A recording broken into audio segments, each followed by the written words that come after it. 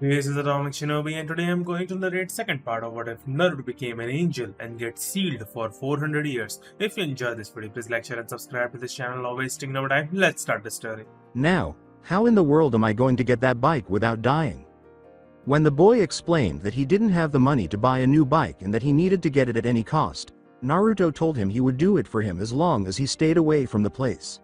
Sugata accepted his terms and left the only thing in Naruto's hands. Naruto was trying to figure out a way to get Sugata's bike back so the boy could get to school without being late. Naruto didn't know how he was going to get his bike back after getting caught. I can't keep them in a genjutsu forever. I could burn it down, but that would just use up too much of my chakra. But then people would know something happened. When he finally arrived at his destination, the great Sakura tree, he sighed and started to climb, not knowing how he was going to get Sugata's bike. As he did so, he noticed the bike he was looking for lying on the ground nearby, and he thought perhaps he could sneak up to it and take it before the tree realized he was there. Since he had no other good ideas, he chose that one and pumped some chakra into his feet so he wouldn't make any noise, then headed for Sugata's bike. But as he approached too closely, branch-like tentacles abruptly emerged from the tree and attempted to seize Naruto, who ducked back before they could get to him. Gosh darn it, how did it know I was here? He watched as the tentacles grabbed Sugata's bike and pulled it toward the tree trunk before releasing it as he asked himself that question. Is this tree really making fun of me? Then, as though to entice Naruto to try to come get it, the tree patted down on the bike.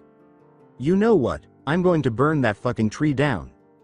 Naruto's right arm suddenly changed into the armored one he had on when he first woke up here, and he moved toward the tree as his right hand erupted in a crimson flame that consumed his entire hand, all out of sheer impulse or rage. The tree then recalled what had happened the last time Naruto did that and began to wave its vines in front of it as if it were trying to get him to stop, but Naruto only saw it as an attempt to make fun of him further, and his anger grew until the flames from his hand reached his forearm. The tree then swung at the ground, removing a patch of grass and patting it down, which made Naruto angry and rise, thinking it was still trying to make fun of him. He charged at the tree, but stopped when he saw it make an arrow-like design with its tentacles, instructing him to look down at the dirt. He was unsure if it was a trap, so he moved slowly but steadily to avoid being caught by the tree. When he arrived, he noticed some kanji written in the dirt that read, "Let's talk." Naruto looked from the dirt to the tree, raising an eyebrow before he spoke, unsure of what to say. You can write kanji? The tree then let Naruto read it after wiping the dirt with its tentacles and writing more kanji. He read, yes, I can, and then he simply stared at the tree. All right, then, what would you like to discuss? Regarding haggling over the bike. I'll be using that for the dialogue in the tree. Talking? What on earth is the point of negotiating with a tree? Because I have something you want, and I'll just eat it if you don't want to haggle. He knew he had to do something after reading that last section, and burning it was at the top of his list. However, the tree wrote something else before he could try. And the bike burns with me if you try to burn me. He sighed and thought, damn, it read my mind, so, what do you want in exchange for that bike? A food item. So you want food then? Food, indeed. Like what? If you want, I can go get you something. Just tell me what it is. A human, come again. Go bring me a human, I said I wanted one. It was a lot to process at such short notice, but Naruto was certain of one thing. He wasn't going to feed a tree a human. He sighed, knowing that the tree wouldn't like what he was going to tell him. Naruto simply shook his head at what the tree wrote because he couldn't believe it just asked him to bring it a human for it to eat. He was still finding it hard to believe he was speaking to a tree in the first place, a tree that could read kanji and understand Japanese. Look, I'm not bringing a human up here for your own consumption.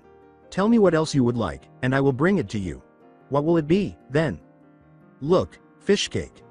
I'm going to have to get a human since I asked for one, or else you'll have to bid this bike farewell. A fish cake. Naruto became enraged as soon as he read the kanji for fish cake. Shit this. I will not stand here and allow my name to be ridiculed by a fucking tree. Fuck it. You know what?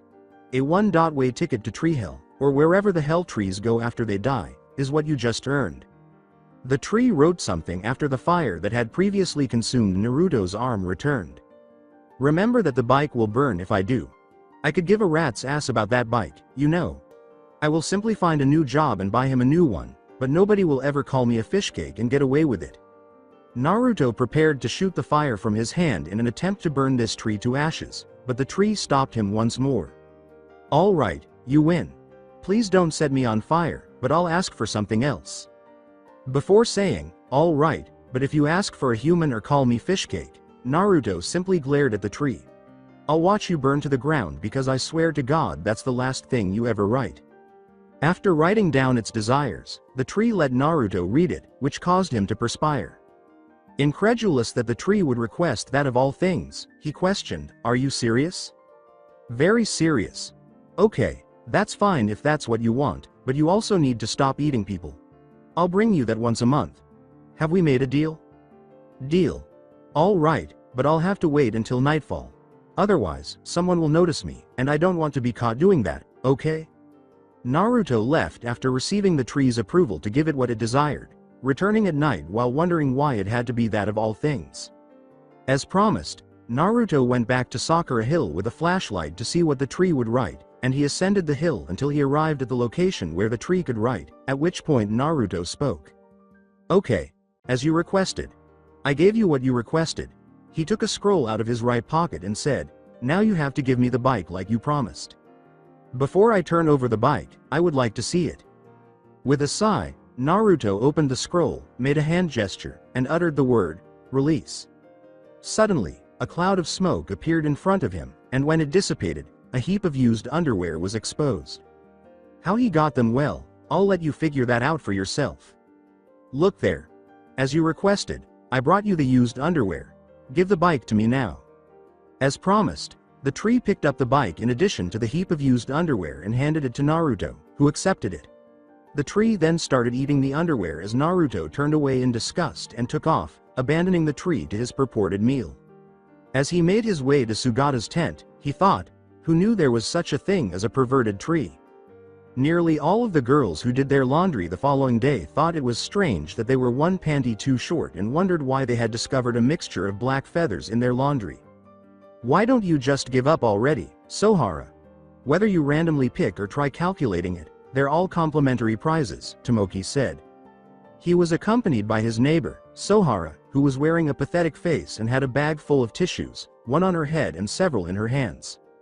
As you can see, she spent the last 10 or so minutes playing a roulette-like game in which a small colored ball will fall out when you spin a hexagon-shaped box.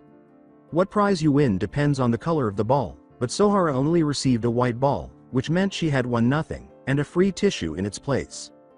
They would have given up by now if it had been anyone else, but Sohara was adamant about winning the grand prize, which just so happened to be a day trip to the beach.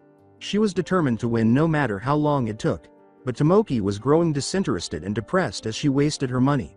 Sadly, he wasn't spending her money on things that were more important to him, even though he would have if he were in her position. Her expression had changed to one of determination. But Tomo-chan, the grand prize is a one-day trip to the beach and I really want to go, she said. As he watched her pay the man in charge of the game, Tomoki simply shook his head. Once more, he did this while drawing a card that Ikaros had given him. Fortunately, he was able to convince her to stay at home alone because Naruto was out of town with Sohara and couldn't keep an eye on her. Naruto assumed he would be with Sohara since he didn't stop by to check on Ikaros, but for some reason he just got up and left for the day. That wasn't the case, though, as she claimed he left her a note informing her that he had an important place to go, but she didn't know where he was. I'm not sure what made Naruto stand up and vanish as he did, but he kept his eyes fixed on the card that Ikaros had given him, pondering whether her statement regarding its capabilities was accurate. A luck charm that is said to grant the wearer a great deal of luck in a short period of time. Is that even feasible? He thought this as the card he was holding began to glow and transform into a talisman bearing the kanji for good luck. The next sound he heard was a bell ringing and Sohara cheering. He saw her jumping with delight and holding something in her hand while the man rang a bell and mentioned that the first prize would be a day trip to the beach. Sweat fell from his eyes as they returned to the card he was holding. Are you going to shit me? It was this card. I would have liked to see what else it could have done, but I'll never know. Unfortunately, it only has one usage. At least Sohara managed to secure the trip she so desperately desired.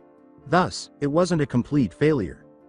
Look Tomo-chan, I won, Sohara said, holding the prize in her hand, as he finished thinking that. He simply responds, I can see that. Are you planning to take Naruto with you whenever he gets back? After grinning at her antics. I don't know. I wasn't planning to going to the beach today, till I saw that prize, but now that I think about it, I should ask him. I really wanted to just go with you. After merely staring at her, Tomoki said, really, but why? Well, because we never had the chance to play with each other as we were growing up, so I thought this would be a good chance to, and besides it's the ocean, where there will be real seawater and sand, but since you mentioned it, we should wait until we ask Naru-chan. He would probably like to come along and get mad if we didn't ask him first. At that moment, Tomoki's face broke into a malevolent smile. So if we didn't ask him, he would be upset, huh? He laughed to himself and then said, nah, I doubt he'd get mad. Besides, I'm sure that prize has an expiration date, so we should use it before it's too late. So this is the perfect opportunity to get back at him for not telling me how to obtain some chakra or whatever it is that I need to stop Sohara's deadly chop. After opening the envelope containing multiple tickets, Sohara removed one and discovered that Tomoki was correct. They did, in fact, have an expiration date, which was today. I guess you're right, Tomo-chan. They're good until today, so we have to leave soon if we want to use them. Then it's settled. We're going to the beach with, or without Naruto. So let's get going. Okay, but let's stop and look at some swimsuits first. Don't you have some already? Why do you get more? It's because I want to. That's why. Since her breasts were getting bigger, she couldn't fit in her old pair and didn't want to tell Tomoki that she needed to buy a new pair. Tomoki sighed and said, okay, we'll go so you can look at some new swimsuits, while Sohara laughed. I'll be able to spend some time with Tomo-chan alone now. Hold on, it will be alright even though he will most likely bring Ikaru's along. I'll still be able to spend time with him because there will only be one other person, right? She believed that before the two began to leave, but as they were about to do so, they heard the man who oversaw the game Sohara had just been playing ring his bell and tell her exactly what he had said. They turned to see Sugata and Mikako standing there, both of them holding onto the same envelope that Sohara was holding as they gazed at the two. With Tomoki and Ikaru seated on one side and Sohara, Sugata, and Mikako on the other, the train ride was as quiet as ever. But Sohara was looking out the window with a distressed expression on her face, puffing out her cheeks and resting her chin on her right hand. Everyone sat in silence while Tomoki filled his face with some of the rice balls Sohara had brought. Not until Mikako spoke up and broke it. Are you planning to pout the entire way there, Sohara dear? I'm not pouting, Sohara sighed, avoiding eye contact. Mikako continued, if you say so, but if you stay like that any longer, your face might stay like that, which caused Sohara to turn to face her and question her sincerity. Anyways, where's that handsome angel of yours? I was sure you would have brought him along so you could see him with his shirt off. After blushing in response to her remark, Sohara turned away and said, I would have, but he wasn't home when I returned. Therefore, I couldn't ask him. That's too bad, but something tells me you already seen him without one. Sohara kept staring out the window, her blush growing deeper. Sugata drew Sohara's attention by asking, so if Naruto wasn't at your house when you returned, then where is he? I don't know. He was gone before I woke up and left a note saying he had somewhere important to go and would be back sometime later today. Before focusing on Ikaru's, Sugata pondered, I wonder what was so important that Naruto would leave so suddenly. Also, I wanted to ask you something, Ikaru's, he said, attracting the attention of the aforementioned angeloid. What happened to the wings you had? My wings, she said again, then removed the sweater she was wearing to reveal to him that they had shrunk, causing the shirt straps to drop down her arms. I can change them however I want, but I can only shrink them to this size, she said. It's also very confining. After saying, okay, we get it, Tomoki persuaded Ikaru's to put her sweater back on before the rest of it fell off. If you just explain it, we'll understand. Don't take off your clothes like that, he continued, adding, because if she did that, especially in front of me, and Naruto found out, who knows what he would do to me. Sugata spoke as Tomoki persisted in getting Ikaru's to put her sweater back on while Sohara continued to gaze out the window with the same expression as before. My apologies, Miss Mitsuki. For what? She sighed, avoiding eye contact with him. My apologies, he said nothing more, and the rest of the group fell silent after being reminded of the ride. Everyone on board disembarked and left the station as soon as the train reached its destination. The group then headed for the beach resort, where their one-day getaway was waiting for them.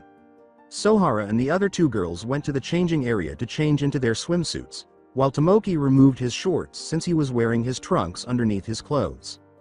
When the girls had finished changing, they regrouped with the two boys and discovered that Sugata had remained in his school uniform while Tomoki had already changed. When Sohara asked why he hadn't changed, he simply replied that he didn't have a pair of swimming trunks and that he didn't plan to go swimming, which seemed strange to her because he would come to the beach without them, much less in a school uniform. As long as he didn't interfere with her time with Tomoki, she couldn't care less if he didn't have a pair. When they reached their destination, they were shocked to see how many people had chosen to visit the beach because the entire area was packed with people who were running around, playing in the ocean, or lying on the beach trying to get a tan. Everything was ready to go, so the group headed towards the beach with the intention of having a great time. As they looked around the crowded beach, they noticed a small group of people gathered around something or someone, which made them want to see what was causing the commotion. When they got close enough, they could hear the group talking to someone, and that person answering all of the group's questions. They noticed that the person's voice sounded strangely familiar, and they knew right away who it was when the next person spoke. A young boy said, "Hey mister, is that wing real?" "Yes, it is real. I hope this is the right beach this time. So, could you please stop asking me that?" Naruto answered. "Man, it's like this no matter what beach I go to." He started searching for something while trying to ignore the crowd of people who kept asking him questions. "Are you some sort of angel? What makes your wing black, please? Would you mind if I touched your wing? Is one wing sufficient for flight? Would you mind if I took one of your feathers?" One of Naruto's eyebrows began to twitch as they persisted in asking him questions, and then he finally lost it and screamed at the throng of people. "My goodness, do you people ever stop talking? I am an angel, indeed. No, I won't explain the reason behind my black wing. You can touch it, I suppose. You can't have one of my feathers, but I can fly with just one wing." A small group of girls touched his wings with their hands, finding them to be soft like a bird's wing, and when he wasn't looking, someone plucked a feather off his wing, causing him to hiss in pain and see a small boy running away with a black feather in his hand. The crowd jumped when they heard him shout while answering their questions, causing some of them to back away from him. Before he could correct the boy, someone spoke up, grabbing his attention. "Naru-chan, why are you here?" He turned when he heard a voice that sounded like Sohara's and saw that the girl in question was standing off to the side, with Mikako, Tomoki, and Ikaru's Sugata standing next to her.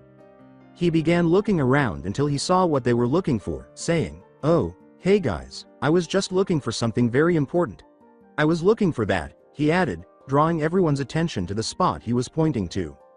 They saw a stage set up on the beach with the words, "More sweat, more excitement. Curry eating competition," written on it. Everyone started to perspire, except Sugata, who simply raised an eyebrow before leaving without anyone noticing. "You left so early today for this reason. For the sole purpose of stuffing your face.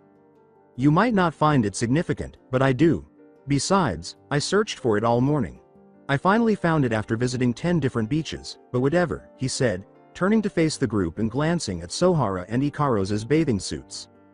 Her two straps went over her shoulders and connected to a small metal ring on her middle back, and the left and right sides of her swimsuit did the same, creating an opening that exposed her lower back.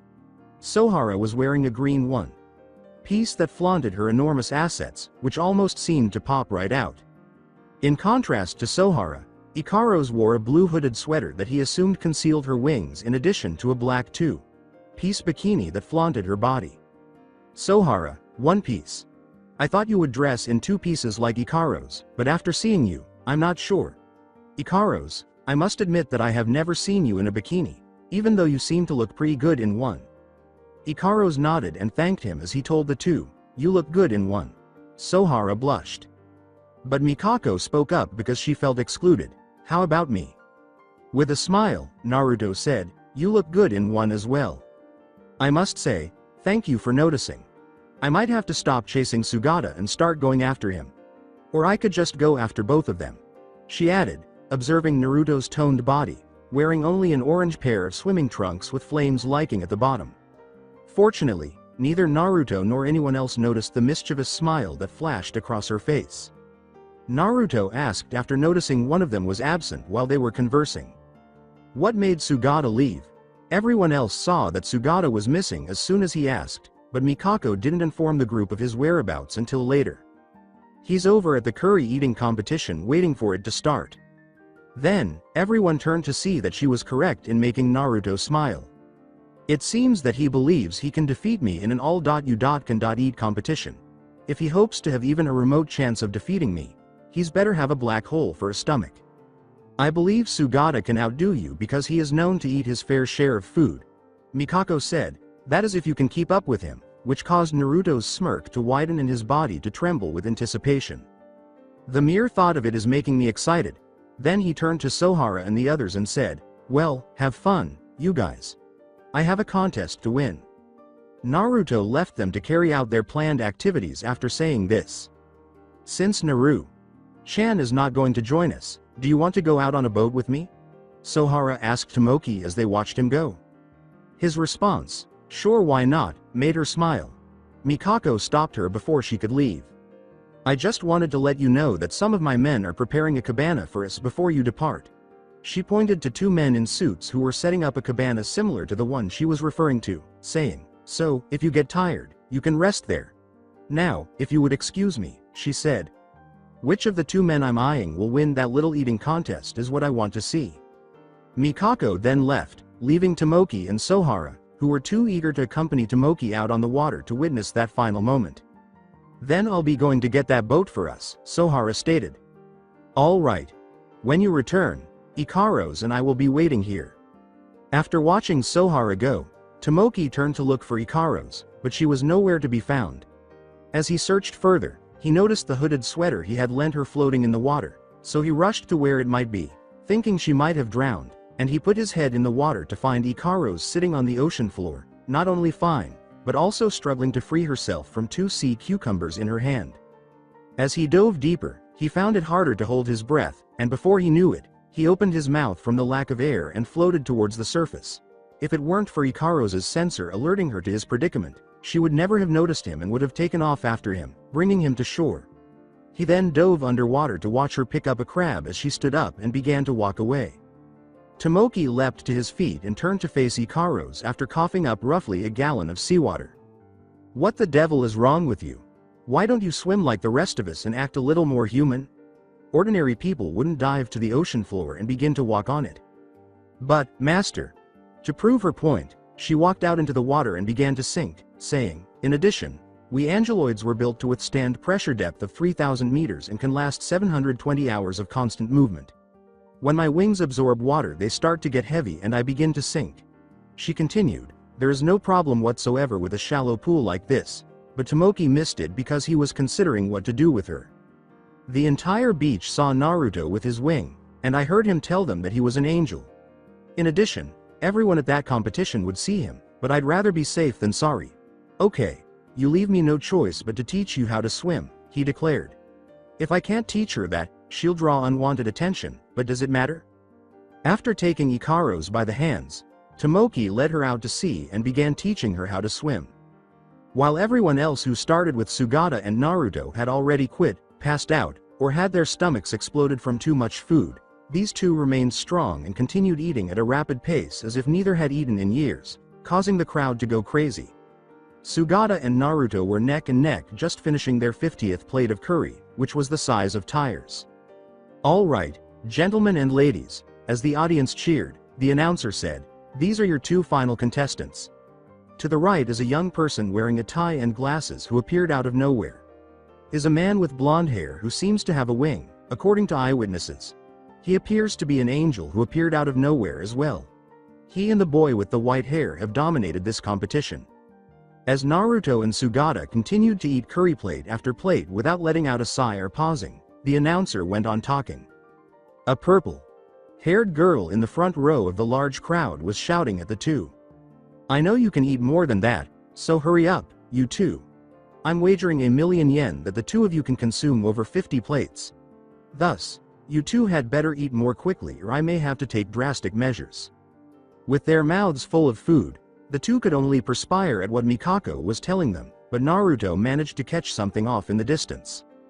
He watched from the sidelines as Tomoki attempted to teach Ikaros how to swim with Sohara, and then she got on the boat she was pulling and paddled out to sea. He couldn't help but wonder what was going on, but when he saw Sugata finish his plate, he focused entirely on the competition and ate more quickly to catch up to the white-haired boy. Alongside Sohara. Soon after Sohara returned with the rental boat, she retrieved it so she and Tomoki could go out to sea together, only to discover that he was attempting to teach Ikaros how to swim. She attempted to get his attention, but he ignored her, making her look a little dejected before leaving with the raft-like boat, which she then took into the water and got into, then began paddling out to sea while mumbling that Tomoki could be such a jerk and that she had gotten the boat for the two of them. Once she was a considerable distance from the shore, she released the oars, drew her legs near to her body, encircled her arms, and gazed at the raft's floor. "You're such a moron, Tomo-chan. Like you, I have no idea how to swim."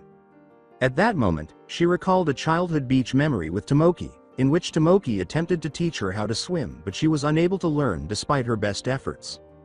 It's likely that he has already forgotten that. She was too preoccupied with her thoughts to notice that the sun was setting, that the waves were pushing farther out to sea, and that one of them had knocked off one of her oars. When she did realize, she became panicked and frantically reached for the oar, only to fall into the water and sink because she didn't know how to swim. Tomoki eventually gave up on Ikaros after he failed miserably to teach him to swim, and she followed him all the way back to shore. When he realized Sohara was gone, he tried to find her and discovered her out at sea in a rental boat, attempting to grab what appeared to be an oar before falling in the water as the boat capsized, which made him panic. Sohara. Before he knew it, he began to slow down, but then something lifted in the air, and when he looked up, he saw Ikaros carrying him towards the boat. For once, he was glad she had wings because now he would be able to save Sohara. Tomoki then ran into the water and began swimming towards the boat Sohara was in, but he found himself getting tired rather quickly and assumed it was from trying to dive down to get Ikaros and teach her how to swim. After successfully flipping the boat over, he had Ikaros put him on it and hurriedly put his hand in the water in the hopes that he would still have time to save her. She could swear she heard what sounded like Tomoki calling her name before she went under, and all she could see was the raft's top part and the wavy surface. As she continued to sink deeper, she saw the boat suddenly flip over, and then she saw what appeared to be a hand shoot into the water, trying to reach for her. Sohara tried her hardest to stay afloat after falling into the water, but it was in vain because she didn't know how to swim, and she started to sink. She attempted to reach for the hand as soon as she saw it, but it nipped at her fingertips. She thought it was over when she saw someone dive into the water, thinking it would be Tomoki, but to her surprise, it was Naruto. He used his wing to push himself further down after her, and when he got close to her, he put his lips on her, causing her to look shocked, and then he blew into her mouth. He then began swimming back towards the surface, and she realized he was giving her air to breathe. As soon as Naruto surfaced again, he put Sohara on top of the raft and instructed Tomoki to grab her. Tomoki did so, and then he abruptly went under. As soon as Naruto sank, Sohara turned around, her eyes widening, and she reached out in the water to try to grab hold of him, but she came up empty-handed and nearly fell in again if it weren't for Tomoki. "Are you crazy, Sohara? You're attempting to reintegrate after he just saved you. However, Naruto needs our assistance or risk drowning. Avoid being a fool. If he couldn't swim, he wouldn't jump in after you. So there's no way that he would drown, I think," he replied, whispering that last part. "I'm not positive myself that he knows how to swim. Not after seeing him go back under once he rescued Sohara, but if he didn't know how to swim, why take the risk?" That's when it dawned on him before he spoke, it's his wing. After giving him a quick glance, Sohara said, "What do you mean by his wing? Though it's only a hypothesis, what if his wing resembles Ikaros's? He will then sink toward the ocean floor as a result of it absorbing water. However, Naruto is not an angeloid, he is an angel. His wing is therefore identical to Ikaro's, correct? It's just a hypothesis, so I don't know if I'm correct." The two became extremely concerned for Naruto when they turned to face the water's surface and noticed a number of bubbles forming. He felt as though something was pulling him under as soon as Naruto managed to get Sohara up on the raft, and before he knew it, he had already begun to sink. Shortly afterward, he saw a hand shoot into the water, but he knew it would be pointless to try to grab hold because he was sinking quickly, and even if he did, he would only be taking the person's hand under with him. In order to find out why he was sinking and how he could save himself before it was too late, he simply let himself sink. Don't tell me that my wing absorbs water. That isn't possible. Angel wings don't absorb water. Only angeloid's wings do. Damn it, why does my wing feel completely weighted? He could feel his lungs beginning to hurt from the lack of oxygen as he kept thinking about why his wing was making him sink. I gave Sohara the majority of it so she could breathe when I went to the raft, but she was unable to do so when I surfaced, so I'm low on air. Before seawater began to rush into his mouth and cause him to close it, he opened his mouth spontaneously to release the remaining oxygen in his lungs during a gasp. His vision was beginning to blur, alerting him to the fact that time was running out. I wish I finished that infinite breathe jutsu I was working on when I was younger. Cause it would really help right about now. I better think of something before I drown. Then, recalling a jutsu once used by a man who looked like a shark, he remembered creating a jutsu similar to it. He swiftly made the hand size necessary for the jutsu and then held his hand out in front of him. Living shark technique in water.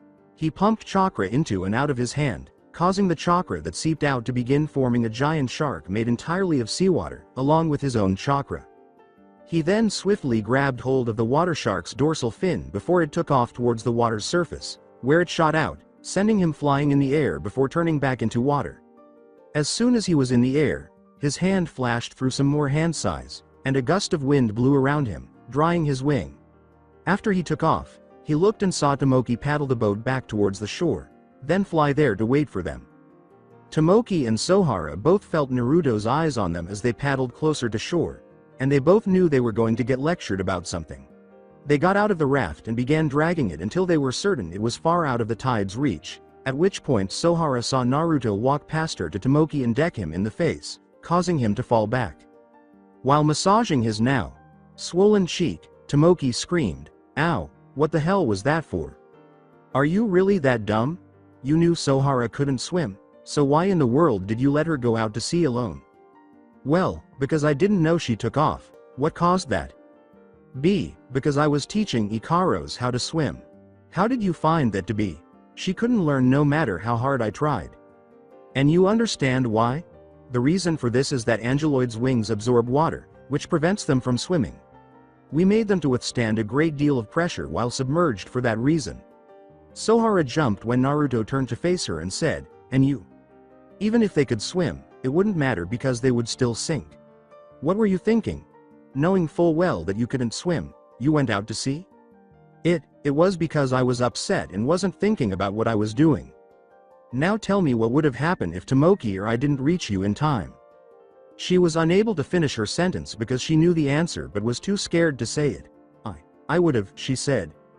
But Naruto wasn't, so he completed it for her. "You would have drowned." She realized how close she was to death when she heard him say it, and it was worse than if she had said it herself. She started to cry, but Naruto interrupted her before she could do so. "However, I'm relieved you didn't. Therefore, swear to me that you won't act foolishly like that ever again." She wiped away her tears and nodded her head, thinking he had finished lecturing them, but Naruto turned away from her and pointed at Sugata, who was eating corn on the cob with something in his right hand. She could hear how worried he was that she nearly drowned. "And you? There is no way in hell that I should have lost to a child, so I want a goddamn rematch. Particularly in a competition where everyone gets to eat." While Mikako, who was standing next to Sugata at the time, had a mischievous smile on her face before turning towards her longtime friend, Tomoki and Sohara simply started to perspire as they watched Naruto go from lecturing them to demanding a rematch. "Well, Sugata, what are your thoughts? Do you want to take on another challenge?" After glancing at her and back at Naruto, Sugata said, "If he insists, however, I chose what we eat." Naruto simply grinned, happy that he had secured the rematch he desired, and uttered, "All fine by me." "All right, then. I'll have my men prepare the food and set up a stage for you two." Mikako said, "So why don't you two rest at the lodge Sugata won for winning first place in the curry eating contest?" And they both nodded. Mikako and the others were left behind as Naruto and Sugata exchanged a final glance before leaving. Huh? Sohara inquired. Why are you willing to assist them? Mikako's mischievous expression remained fixed on his face. Mikako responded, making Sohara perspire, because I can make a fortune on those two by opening a betting stand before the competition starts. Now, if you'll excuse me, I have a competition to set up, Mikako said. Tomoki saw that Ikaros was gone as Mikako walked away. Hi, Sohara. Where did Ikaros go, did you see? She realized she was gone too when he asked her, and they began searching for her when they spotted a blue hooded sweater floating in the water. Fuck it. Before heading out into the ocean to recover a sunken angeloid, Tomoki yelled, she didn't again. The new eating competition. As Mikako stated, her men constructed a new stage with 2 tables, Sugata seated at the left and Naruto behind the right. A huge flat screen TV was positioned above the stage on some poles with lights attached, and beneath it was a sai covered in red cloth so that only Mikako and Sugata would be aware of the nature of the eating competition. A large group of people, mostly from the curry eating competition earlier that day, gathered in front of the stage. The remainder were all from Sourami. The sheer number of people who came to witness such an event astounded both Tomoki and Sohara, but they reasoned that they were primarily there because they had placed bets on the winner. When Tomoki spoke, Sohara was about to join the aforementioned group, but he stopped her. Hi, Sohara. That is your mother, isn't it? She noticed her mother standing in the front row when she turned to face the woman Tomoki was pointing to, but before she could ask her why she was there, she heard her mother's voice. You had better win, Naruto. You had better not disappoint me because I have 1,000 yen on you. If not, you can look for another place to stay. Sighing and shaking her head, Sohara walked over to where her mother was standing, sweating as she watched the blonde angle and saw him scratching the back of his head sheepishly, unsure of how to respond. She said, Mother, when she got to her, why are you here? Her mother smirked as she turned to face her and noticed that she was sporting a greenish sundress. Ah, Sohara. She blushed when her mother said, so you came to cheer on your future husband. Husband of the future? What are you discussing? Avoid giving me that. I am aware of how you gaze at him when you believe that no one is watching. In addition, I can tell you like him because I hear you groan his name while you're asleep. Sohara's mouth dropped open in shock at what her mother had just said, especially in front of Tomoki. Whoa, Sohara. I had no idea you had such a strong affection for Naruto. Well, I'm cheering you on, Tomoki said, drawing her attention to him. Stop talking, Tomo-chan. As her mother watched her closely and then smirked when her daughter blushed, she declared, I don't like Naru-chan like that. At least I don't think I do, she thought. In any case, you should still support him because it will soon begin. Because we are here in the first place because of his kindness. Tomoki glanced at the two as her mother said that, and although she understood what she meant, she couldn't shake the thought that she liked Naruto. He wondered what Sohara's mother meant when she said that Naruto's generosity allowed them to be here, but before he could ask them, he and the large crowd heard the announcer, who also happened to be Sohara's and his math teacher, speak. Gentlemen and ladies, we're hosting another eating competition today, and our 2 contestants will be competing. Eiichiro Sugata, a young student who attends a Sourami high school and won the curry eating competition earlier today, is seated to my left. A man named Uzumaki Naruto is to my right. Not much is known about him other than the fact that he is a proclaimed angel and finished second in the curry competition that Mr. Eiichiro won. So, kindly give it to me. Mikako entered the stage and whispered something in the announcer's ear before he could finish. It appears that the information we received from our inside sources says that Mr. Uzumaki apparently lives with a young girl by the name of Mitsuki Sohara along with her mother. As soon as the announcer finished speaking, Sohara's face flushed greatly as her mother nudged her arm and the residents of Sourami turned to stare at her. Everyone is aware now. Her mother said, you're going to be the talk of the town, but Sohara was too ashamed to respond. Now before we get this competition started, here are a few words from the sponsor of this event, Miss Satsukitane Mikako. Then, as the announcer gave the microphone to Mikako, the audience cheered. I'm grateful, Mr. Takehara. Before we begin, I am aware that everyone is eager to get this little competition underway. I believe everyone should be aware of the nature of this eating competition. Thus, if you could kindly reveal the sign. As Mikako placed the order, the red cloth that displayed a close up of the stage beneath the large TV screen collapsed, revealing a sign that read, "Anon. Stop Ramen Eating Competition." As the enormous crowd began to cheer more loudly than before, Naruto simply glanced at the sign before turning to face Sugata, who was seated there. Naruto questioned the boy, "Are you sure about this, Sugata? You may not be aware, but once I start eating it, ramen turns out to be one of my favorite foods." Sugata's response, "I have to force myself to stop so I don't overeat," caused Naruto to raise an eyebrow. "Now, really? Is that too bad?"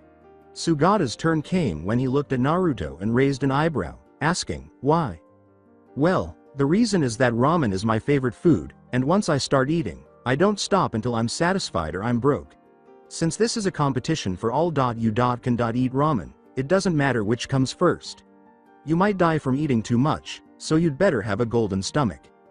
Sugata was certain that he could keep up with Naruto as he sat there waiting for the competition to start, but he became concerned when he saw the smirk Naruto gave him because he knew the blonde angel would not lie about anything when it came to food. Mikako questioned, "Are our contestants ready now?" Two of Mikako's servants appeared at that moment with two enormous bowls of ramen, one for each of them, and set them in front of them. When both of them nodded, she shouted, "Then get started." Both Naruto and Sugata began to eat their first bowl of ramen as soon as Mikako said the word, and they were on to their next bowl in a matter of seconds.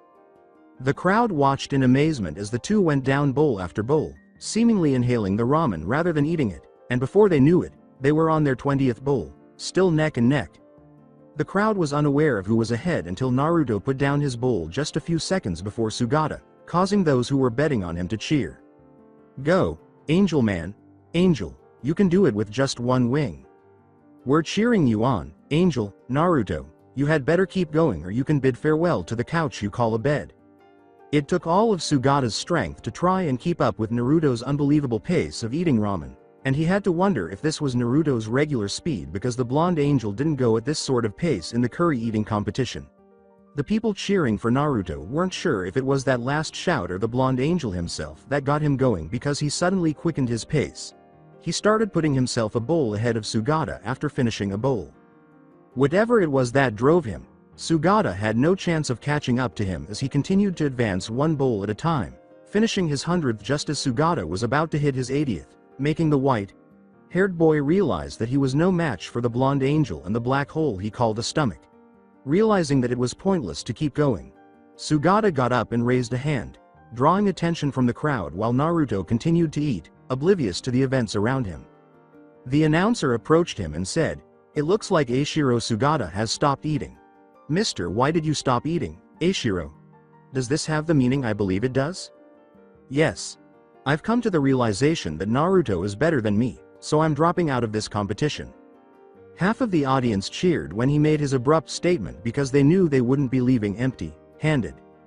As he continued to eat the ramen that was placed in front of him, Naruto was still not paying attention, but when they stopped coming, he began to wonder what had happened and was about to inquire as to why when he noticed that the announcer had placed the microphone in front of him. "What on earth is happening? We all want to know how you feel knowing that you won." "I triumphed? Why did they stop cutting off my ramen and when in the world did that happen?" The audience and the announcer simply chuckled at Naruto's statement, but it was funny because Naruto wasn't kidding. When Mr. Eiichiro gave up, you prevailed. They didn't need to keep passing out bowls of ramen because the winner was already decided. So, I'll ask you again. How does it feel to have won? There's no more ramen to serve, now take a look. I'm still hungry after what they called an all-you can eat ramen competition. So, someone is going to pay if I don't see another bowl of ramen in a few seconds. Sweating, the announcer and the audience were unable to determine whether Naruto was being serious or joking. Well, anyhow, there it is. The audience cheered as the announcer declared, "Uzumaki Naruto is the new eating competition winner," ignoring Naruto, whose eyebrow began to twitch. Sohara's mother turned to face her daughter, who was shaking her head in response to Naruto's previous statement, as the audience continued to applaud. As Sohara once said, "A man's stomach is the quickest way to his heart. Therefore, if I were you, I would start learning how to prepare a ramen dish that would leave him hankering after more." Before responding, Sohara simply glanced up at her mother and asked, "Why would I need to do that?" Are you still making an effort to hide the fact that you have feelings for him? Sohara just looked away from her mother's gaze, not sure if she liked or possibly loved the blonde angel, as her mother then continued to talk. Take it from me. The same thing happened to your father, and I kept telling myself that it was a crush on another boy. I didn't realize I was in love with my father until much later, and we were married shortly after graduating from high school. Even after her mother's words, Sohara was still not sure whether her feelings were for Naruto or Tomoki, but if her mother's assertions were accurate, how could she be certain that she felt that way about Naruto? However, how did you know that your father was the person you were falling for? Be honest with you. I'm not really sure, but if he did appear in your dream as you said, she said, placing her hands on her daughter's shoulders. It kind of just happened and I never once regretted it. He is therefore meant to be with you. Then, with her back to her daughter, she turned around and said one final thing before heading out. Thanks to my future son.in.law, I can now collect some winnings.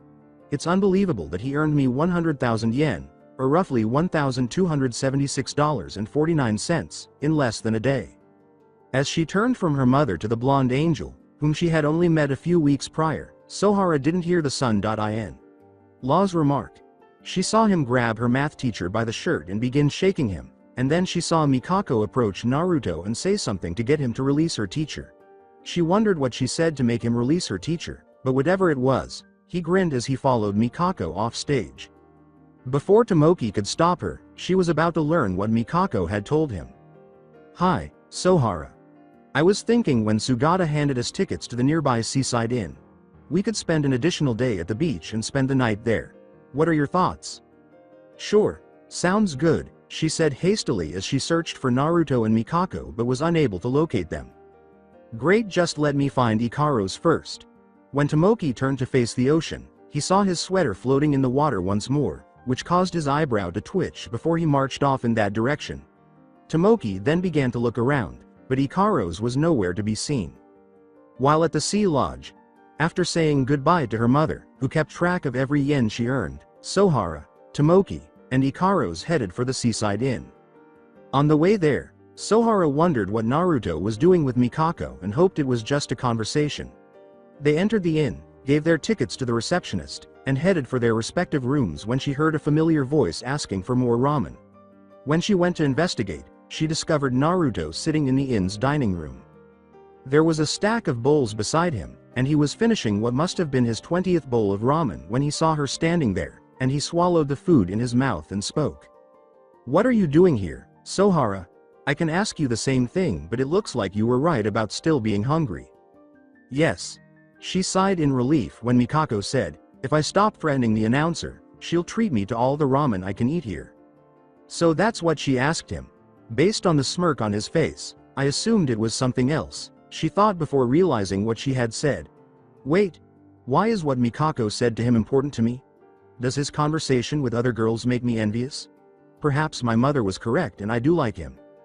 It wasn't until she realized the blonde man in front of her was speaking that she heard him ask her a question as her thoughts kept bubbling in her mind. Naruto asked, Sohara, are you listening to me?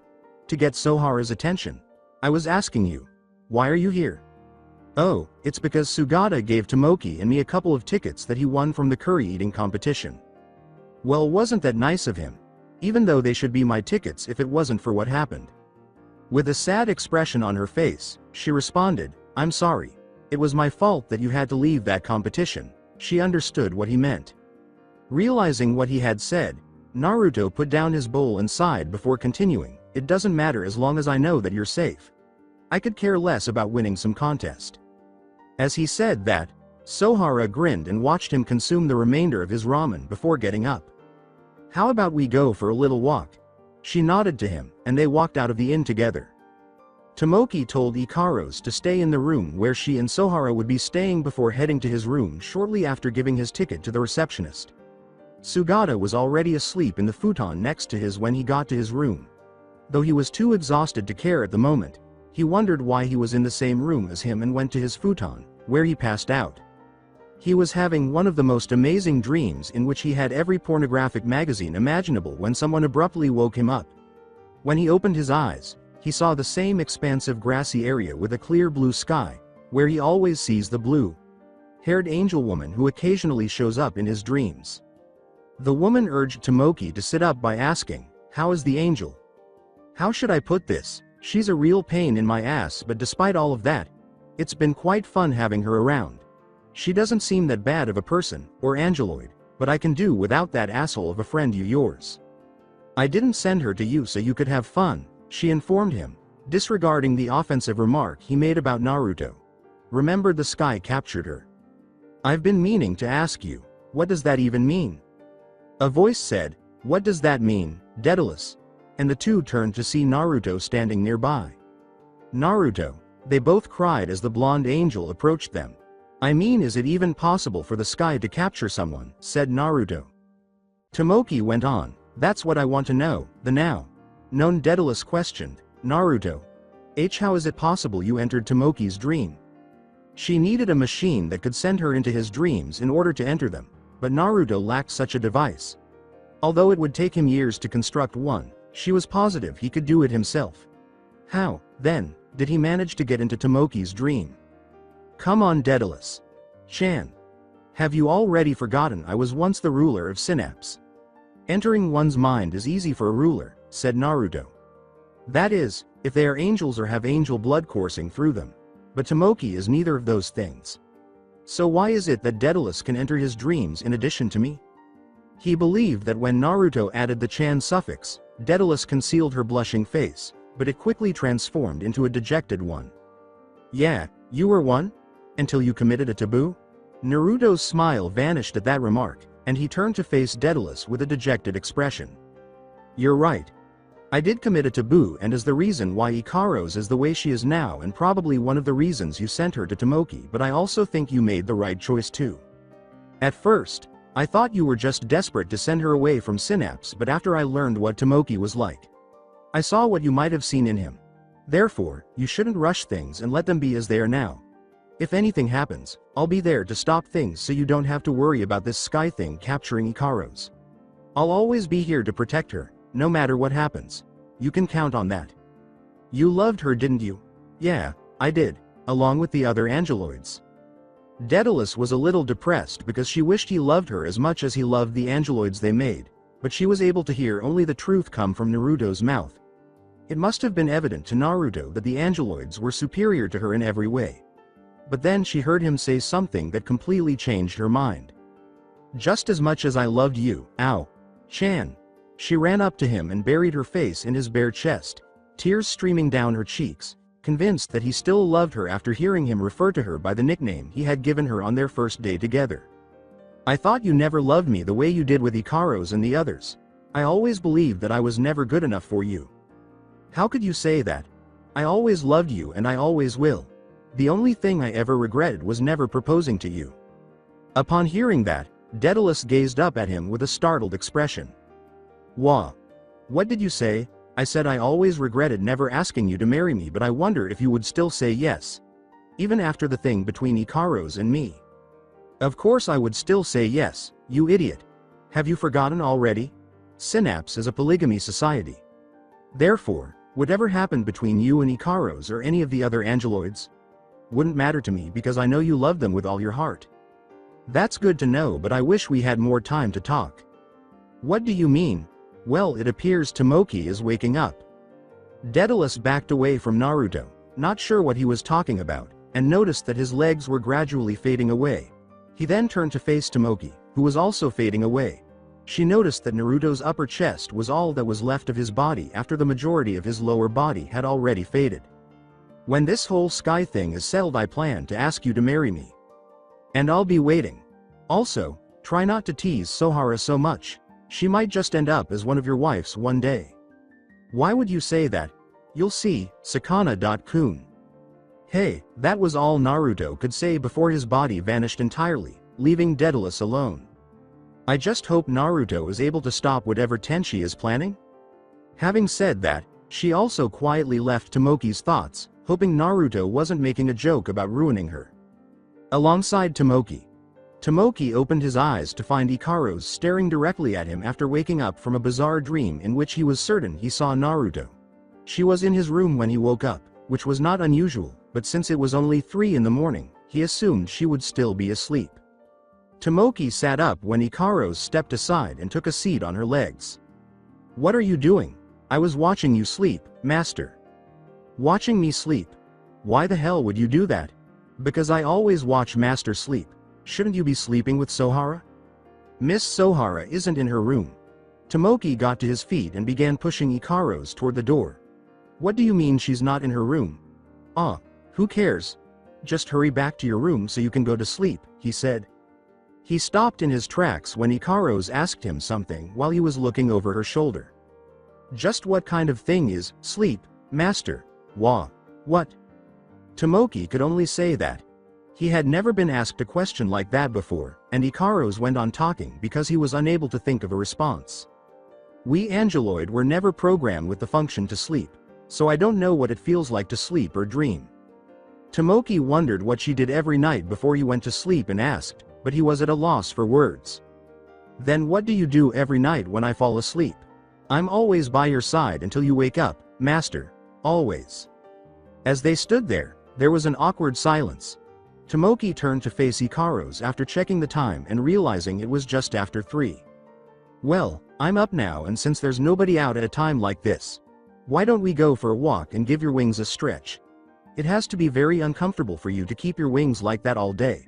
So what do you say?" Ikaros simply nodded before trailing Tomoki outside, where she removed her sweater and let her wings fly free from captivity. Then, as Tomoki was walking along the shore, he noticed a man who appeared to be carrying someone as he flew out over the water. As he approached, he realized that the man was Naruto, and that Sohara was in his arms. He recalled what Sohara's mother had said about her, like Naruto, and questioned why he was carrying her. Tomoki spoke when he was within arm's reach of Naruto. "So what are you doing out here and with Sohara too?" After smirking at Tomoki, Naruto remarked, "Nothing your perverted mind's thinking. All we did was go out for a walk and watch the night sky. Then dozed off." "I guess I can believe that, but there's also something to ask you." "And that is? If what you said before was true and you created Ikaros, why didn't you give her or any of the other Angeloids the function to sleep?" "So Ikaros told you that, huh?" After receiving Tomoki's nod, he turned to face the sea and watched Ikaros float above it, giving the impression that she was walking on it, before responding to Tomoki's query.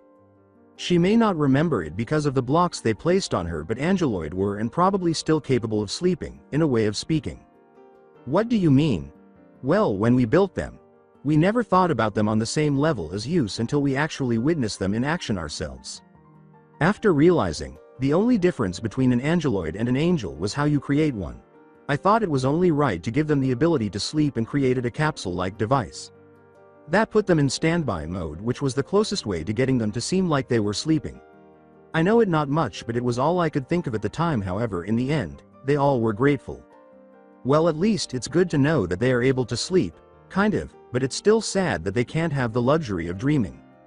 Naruto said, "That's where you're wrong," which caused Tomoki to give him a strange look. "It may surprise you, but Angeloids do have dreams." "But how's that possible if they can't really sleep?"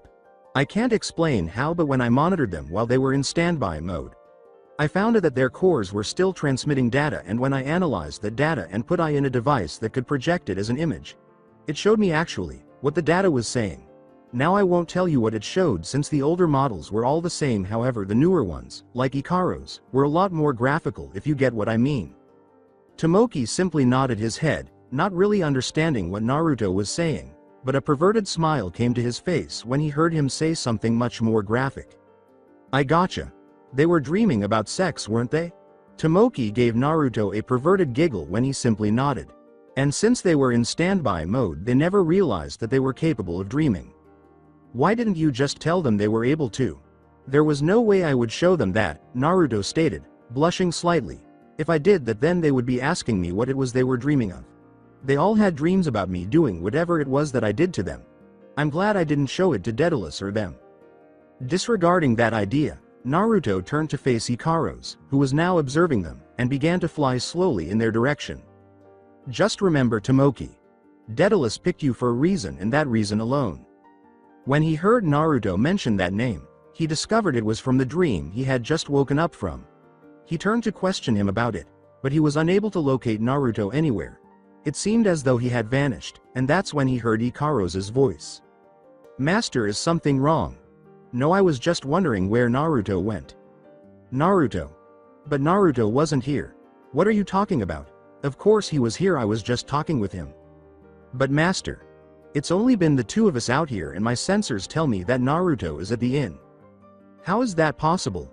"I was just talking to him." Then Ikaru's touched Tomoki's forehead.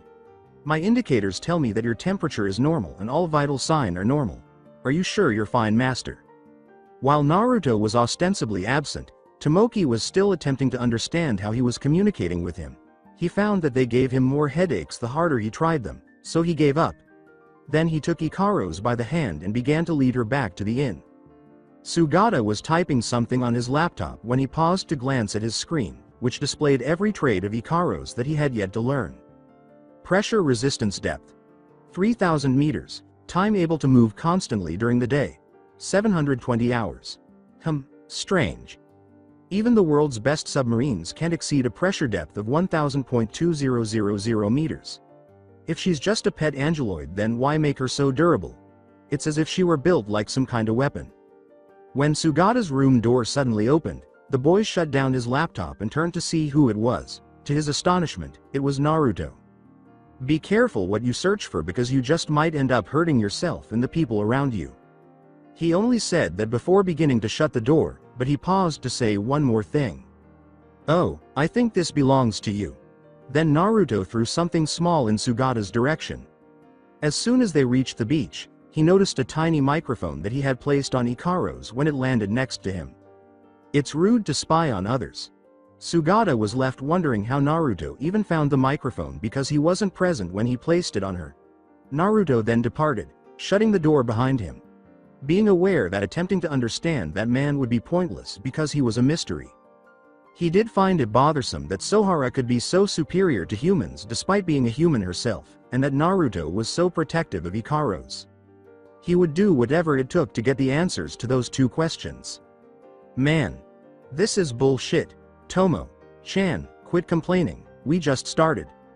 At the moment, Sohara and Tomoki were both in his living room, working on their 2-day-old homework at his little table.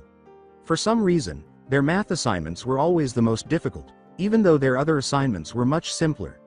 In Sohara's case, it was either they detested the subject or the work was too difficult. Tomoki, on the other hand, was just a fool who tried to be clever, and occasionally it worked, but not today. He demonstrated in his previous comment that he genuinely didn't understand how to solve the problem that was in front of him today.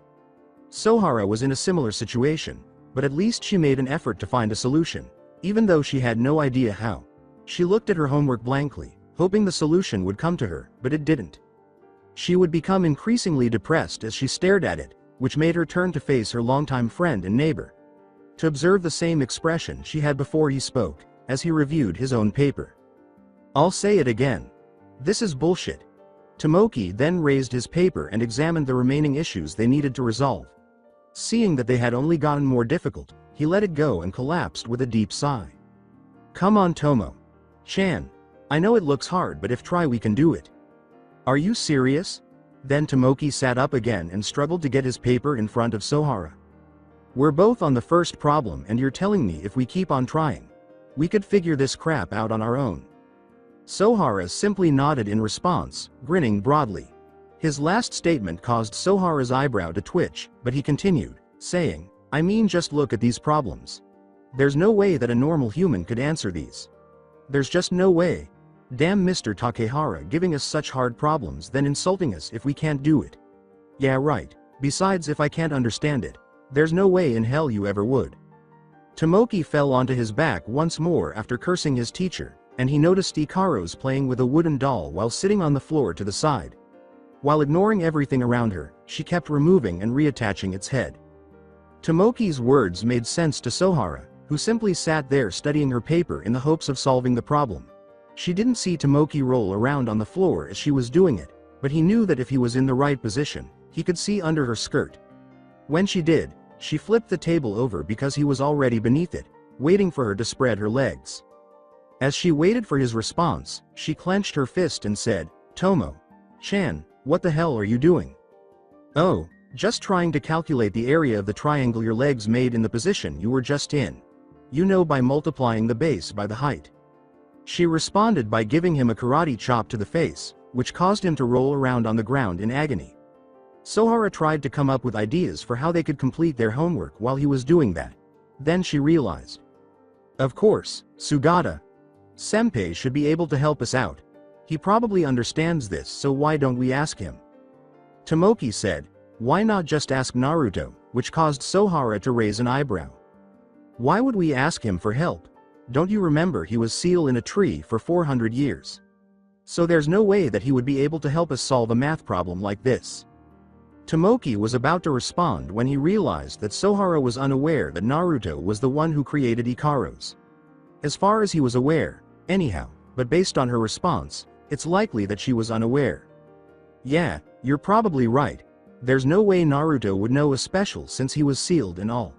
So why don't we go ask Sugata Senpai if he could help us out?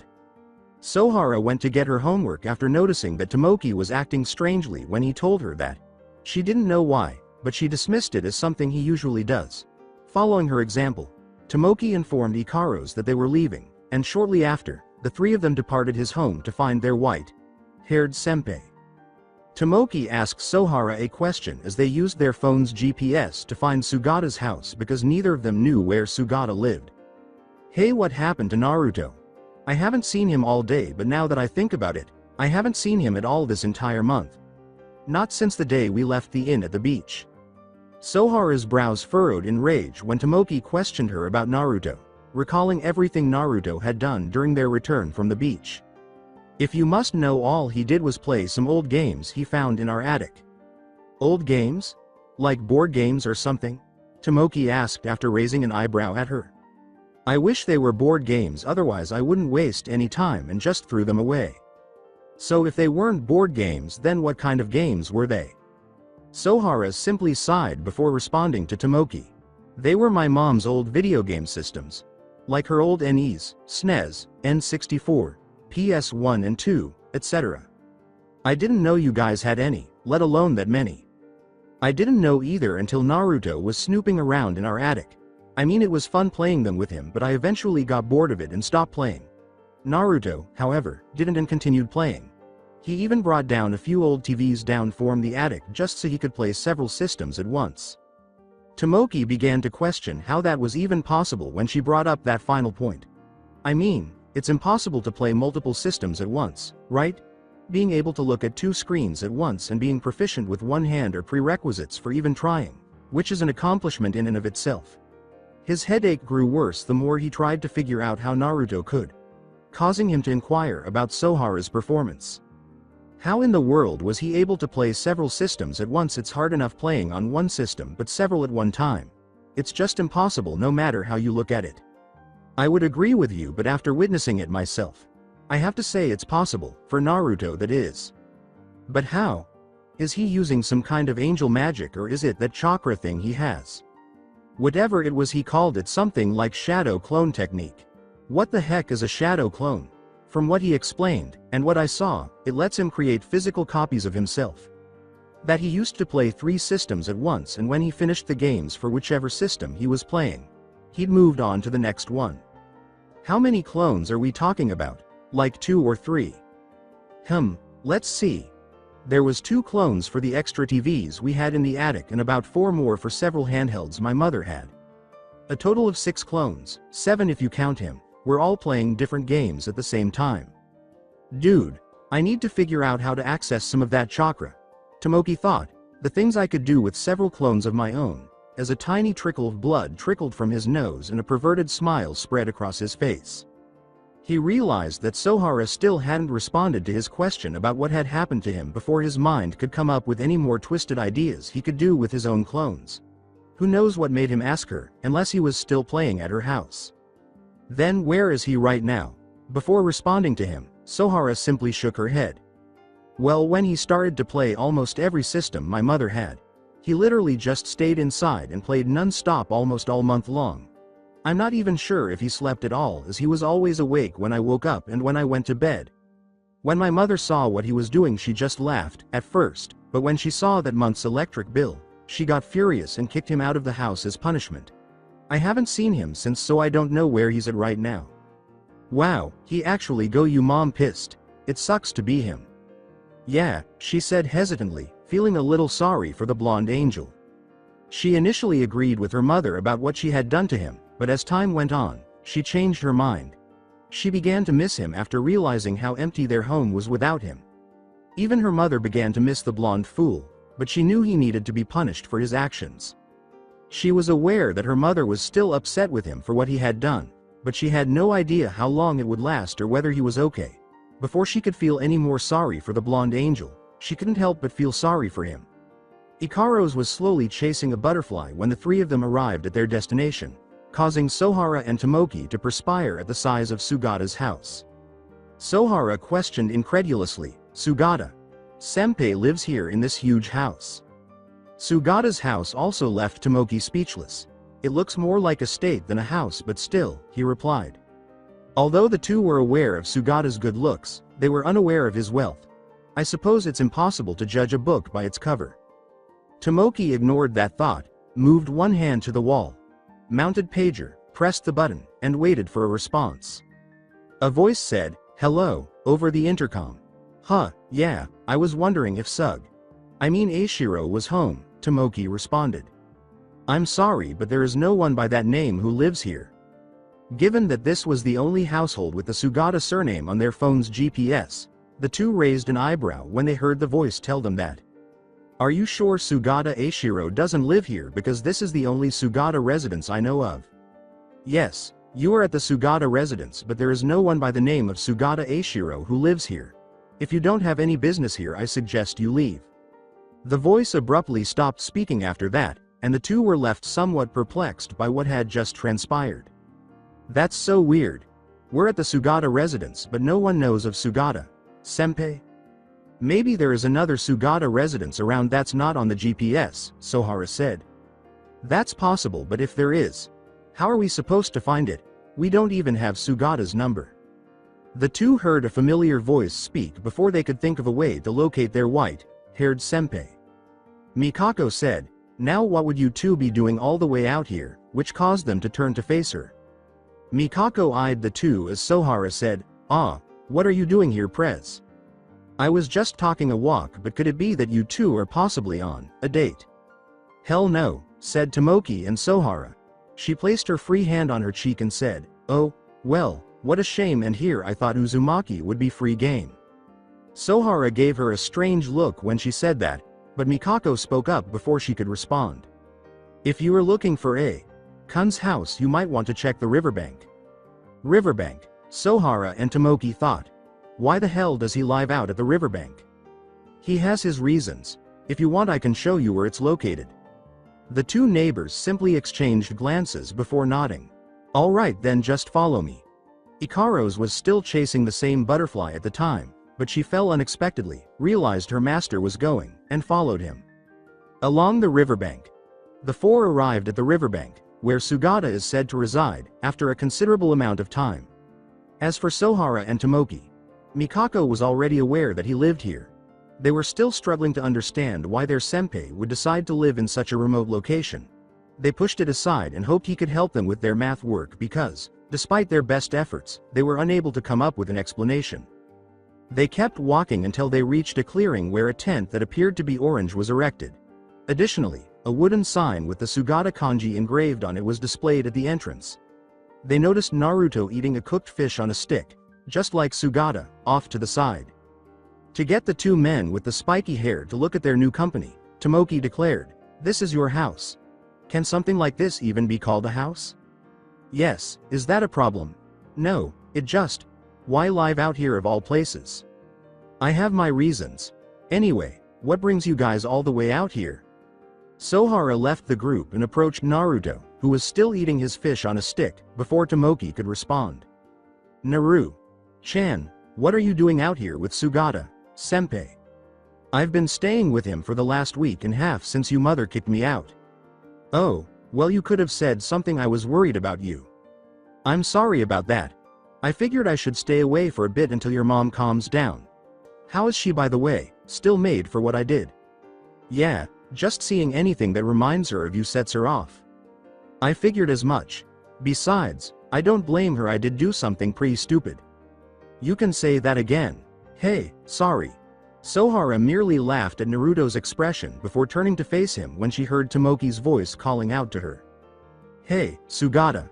Senpai agreed to help us out, so if you want to get your homework finished, get over here.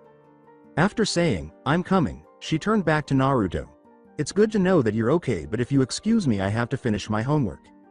After grinning, Sohara left Naruto alone and moved toward the table where Tomoki and the others were seated. Before he resumed eating his fish, he pondered, what kind of homework does she have to finish? As soon as Sohara reached the bench, like table, and took a seat beside Tomoki, Sugata began to examine their alleged homework and discovered that it was exclusively math-related. He sighed in his head before beginning to describe how to solve each problem after realizing that they all appeared to be simple. Mikako stood next to her first love interest and watched as Sugata demonstrated to Tomoki and Sohara how to solve a number of elementary school-level math problems. Her gaze quickly strayed to Naruto, her second love interest, as she watched him consume the last of the fish before throwing the stick away. She felt like someone was watching her, but she wasn't sure how long she had been staring at him. Knowing whose eyes they were, she smiled slightly before turning to face Sugata and watching him write out the issue they were having. Sugata started to say, the first thing you do is expand the equation on the left side of the equal sign. If you do that you get, but Mikako completed it for him. A very simple problem to solve, don't you think? You're telling me. If this person is trying to be a mathematician, he should at least try making some harder equations instead of using the same level 1 as an entry exam paper. Tomoki said in a whisper, I think Sugata Senpai is on a whole other level, and Sohara nodded. Naruto, who had already begun to approach them, spoke up to get their attention as Sugata was finishing up the remaining issue. Hey, what kind of homework you guys working on? On behalf of the group, Sugata said, just so simple math problems. No offense, but I think you wouldn't understand any of it. Naruto simply disregarded his words and kept moving in their direction. When he arrived, he noticed that some of the problems Sugata was working on had already been resolved when he glanced at the paper. He then quickly removed the paper from Sugata after taking a quick look at the one he was currently on. He spoke before anyone could address him. Tisk. You call these math problems? A freaking monkey could solve these problems. Give me that pencil. He took the pencil from Sugata without waiting for him to give it to him, then sat down beside him to examine the issue and write something down. After a minute or so, Naruto paused, set down the pencil, pushed the piece of paper back towards Sugata, and got to his feet. There, it's all finished, and you were saying I wouldn't understand any of it. That shows you shouldn't judge a book by its cover. Now should you, Sugata? Mikako, Tomoki, and Sohara weren't certain if Naruto was correct, but Sugata glanced at the paper. After reworking the problems in his mind, he discovered that Naruto had only written down the solutions to the aforementioned problems. He was shocked to see that every response Naruto had written down was accurate. For Naruto, it took him approximately a minute to figure out one of his mental puzzles. He wondered how he managed to solve the entire page in less than a minute, rather than just one or two issues. How can he solve problems that should be well beyond his capabilities in less than a minute when he has been trapped inside a tree for the past 400 years? He asked, disregarding the question the other person was asking him, even though it shouldn't have been possible. Tell me, Naruto. How is it that you were able to solve these equations so quickly? I, myself, am able to solve a few of them in just a mere minute, but you on the other hand, were able to solve the entire page in under a minute flat. Now tell me, how is that even possible? Before responding to his query, Naruto simply grinned at him. Please, formulas for making angeloids are a hell of a lot harder than those equations. Stuff like that is mere child's play compared to the work I did in Synapse. As I said earlier, a freaking monkey could solve these problems. What do you mean by making angeloids? Are you saying that you're the one who created Ikaros? After realizing what he had said, Naruto cursed his arrogant side whenever someone said he could understand something or accomplish this. Just forget I said that. Anyway, now that that is over and done with, how about we move on to something else? Sugata just stared at Naruto as he attempted to shift the topic, questioning whether or not what he had said was true, but Sohara interrupted him before he could think. Naru-chan, Both Naruto and Tomoki tensed up and slowly turned to face the girl as her dark aura surrounded her and her voice was laced with a hint of rage. Why, yes, Sohara. Did you just imply that I'm more stupid than a monkey a moment ago? Naruto could see Sohara's dark aura growing farther away from him and could tell she wasn't upset about what he had said. Did I say a monkey? What I meant to say was a trained monkey could solve those problems, not a regular monkey. What's the difference? Well, a trained monkey has a better understanding of what the question is asking as a regular monkey has no clue. So now you are implying that I'm more stupid than a trained monkey now. Naruto saw that Sohara was staring at him and realized that he had just cornered himself by altering his words. If he didn't pick his next words carefully, he knew she would try to karate chop him. Well, what I meant was, you know what? I'm just going to stop talking now. I know when I'm in a trap, so, yeah. I'm going to go over there. Naruto then left the perilous circumstance and made his way to the river. Sohara let out a long sigh to calm herself as Naruto left, then turned back to Sugata. So are we done then? Since Naruto did answer all the questions. Not necessarily, even though his answers are correct. You probably still have to show your work. Oh, yeah, you're probably right. This sucks, Tomoki continued, crossing his arms over his chest. Man, and here I thought we were already finished. Naruto interrupted Sugata as he was about to finish writing out the equation, but he paused and came up with a solution. He glanced at Ikaros and spoke before anyone could question why he had stopped. While walking in the river and observing the fish swimming alongside her, Ikaros was taking care of herself. She made multiple attempts to catch on, but each time they slipped out of her hands, she was unsuccessful. That's why she ignored them and focused on a bird sitting on a nearby rock. She was approaching the bird slowly when she heard Sugata say something that caught her attention. What do you mean by making angeloids? Are you saying that you're the one who created Ikaros? She noticed Naruto standing there and turned to see who he was speaking to. Then she began to question whether or not what he had said was accurate. Was Synapse or Naruto the one who created me? Since she didn't know the answer or could remember any relevant memories from her databank, she was limited to asking herself that question. Her eyes began to glow slightly as she kept thinking about that idea, but not enough to be noticeable, and before she knew it, she wasn't where she had assumed she was. She was surrounded by what appeared to be computers, similar to the one Sugata owned. But these were on the wall, with enormous keyboards beneath them, and they were much bigger than his. A number of bluish colored chairs that matched the floor and walls were positioned in front of the computers. Ikaros had no idea what was happening. Before she abruptly showed up here, all she could recall doing was walking in a river, but as she looked around, she noticed more. The more she recognized this location, the more she saw a number of capsule-shaped containers, 3 of which were on. Despite her best efforts, she was unable to move in her attempt to see what was inside them. At that moment, she heard multiple voices behind her, and somehow, she managed to turn around and identify the voices. At that moment, she noticed 3 individuals, 2 men and a woman. The woman wore a dress that resembled a toga and had long, flowing blue hair that hung to her lower back, with her top bangs casting shadows over her eyes.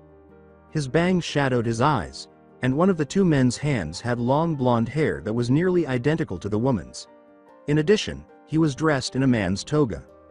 The final man stood out from the other 2 because he had a pair of azure eyes and blonde, spiky hair with 2 bangs that framed his face.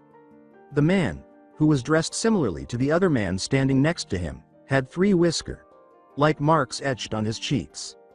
When she saw the last man, she could only think of one word: Naruto. Aside from their attire, the 3 individuals had nothing in common except for the stunning white angel wings that protruded from their backs. She couldn't help but wonder why they were here and why that man had Naruto's exact appearance. Among the 3, one spoke. The women questioned, "Are you sure they're ready?" The man with the long blonde hair said, "Of course they're Daedalus. So quit worrying so much about it." "I wasn't talking to you, Tenchi," the Daedalus, as he was now known, said. The 3rd man said, "That's enough, you two. Why do you always have to fight?" "Well, he started it." "What, Tenchi, just drop it. It's no use in fight over childish this. You're one to talk. You whine every time we run out of ramen." "Hey, there is a difference between fighting between people and for food." Yeah, anyway, We need to make sure that there are no more bugs in their programs. That's why we're taking them off standby mode. But, I know you are worried, Daedalus, but just trust me. Have I ever lied to you before? I don't know, let me count to refresh your memory. As he left the woman and made his way to one of the capsules, the man simply rolled his eyes and pushed a few buttons. The point is to see if they're ready to be let free. Now if you would please release the other two. After that, Ikaros saw the other two go to the other capsules and press the same buttons as the Naruto. Like man. While the clear portion of the capsule lifted to reveal something she wasn't expecting, the capsule in front of the Naruto lookalike opened and released some sort of smoke. She saw herself lying down with her eyes closed inside that capsule. She caught herself staring at the man who resembled Naruto before he spoke when they abruptly opened. Good morning, Ikaros. I hope you slept well. What is sleep? Never mind that, but tell me, how are you feeling? Feeling heavy, I guess. Well, that makes sense since you just woke up. Anyway, before I continue, I want to introduce myself. Introduce yourself? Yes, it's when I tell you my name and such. You name? What is a name? A name is what you call people, or things. My name is Naruto. Uzumaki Naruto. And from this day forth, I will be your new master. Everything around her abruptly vanished as soon as she heard that, leaving her standing in the river. She was still walking on the same rock as before with the bird. What was that? Was it a recollection? She tried looking through her memory, but she couldn't find any evidence of what she had just witnessed. Before she could think about it further, Sugata's voice interrupted her. Hey Ikaros, do you mind coming over here for a sec?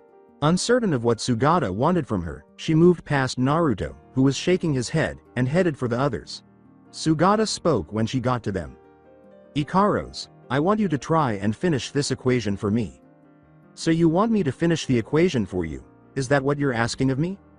Yes. Understood. Sugata got up, gave Ikaros his place, and then took a step back. Both Sohara and Tomoki got up and moved to the point where Tomoki questioned him about why he wanted Ikaros to complete the equation. Hey Sugata. Senpai, why did you ask Ikaros to do it for you? Is it that hard for you? No, in fact it's quite easy. I just wanted to know if Ikaros could manage to do something as simple like solving an equation. Why? Well, if you remember, she did say she was created, and if that's true, the CPU in her should be able to calculate the problem just as fast as Naruto and I. As soon as he was done explaining, Ikaros got to his feet. I'm finished. Really? Kick ass. I guess there was no point of use even coming. After that, Tomoki rushed up to Ikaros, grabbed her papers, and examined her work, discovering that she had written master on each page. What the hell is this? You just wrote master on every page and in pen too. I have to turn this in on Monday. It seems I was wrong. I guess I'll do the rest myself. Sohara bowed courteously and said, I would greatly appreciate it, as Tomoki continued to yell at Ikaros. Mikako turned to face Naruto, who was lying in the river, as she and Sugata walked back towards the table. She moved to the river's edge and called out to the blonde angel, uninterested in what Sugata was doing. Hey, Naru.kun, do you mind if we talked for a bit? After hearing her question, Naruto sat up, turned to face her, and responded.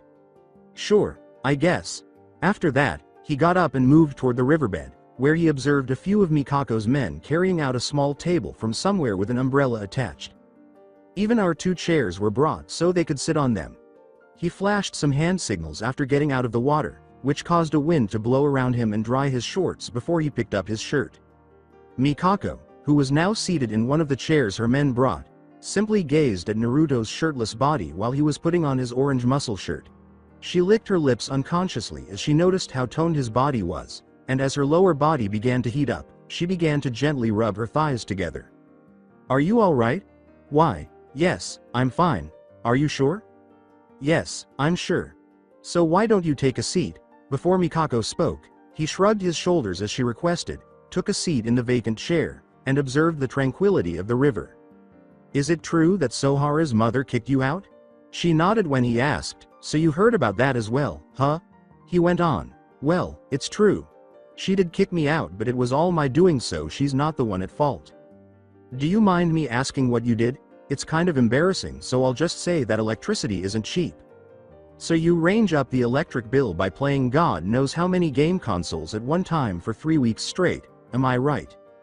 If you already knew, why the hell ask me what I did? She smirked evilly and said, because I like to see the look on other people's faces when they try to hide something embarrassing from others. She truly is a sadist, he thought, continuing to observe the river's water flow. Anyways, it's all in the past now and there's nothing I can do about it. I'll just have to wait until Sohara's mom calms down before I return. Until then I'll just stay out here with Sugata. Or, if you like, you could come live with me. What? It's just a suggestion and no offense to A.Kun as he has his own reason for living out here, but you on the other hand. There's no need for you to stay out here. So why not come live with me? I won't bite. I'm not scared of the biting, but why is she making me this proposal? Is she jealous of Sohara, or does she truly want me that much? I'm aware that living with her would make things a little more challenging, regardless of which one it is.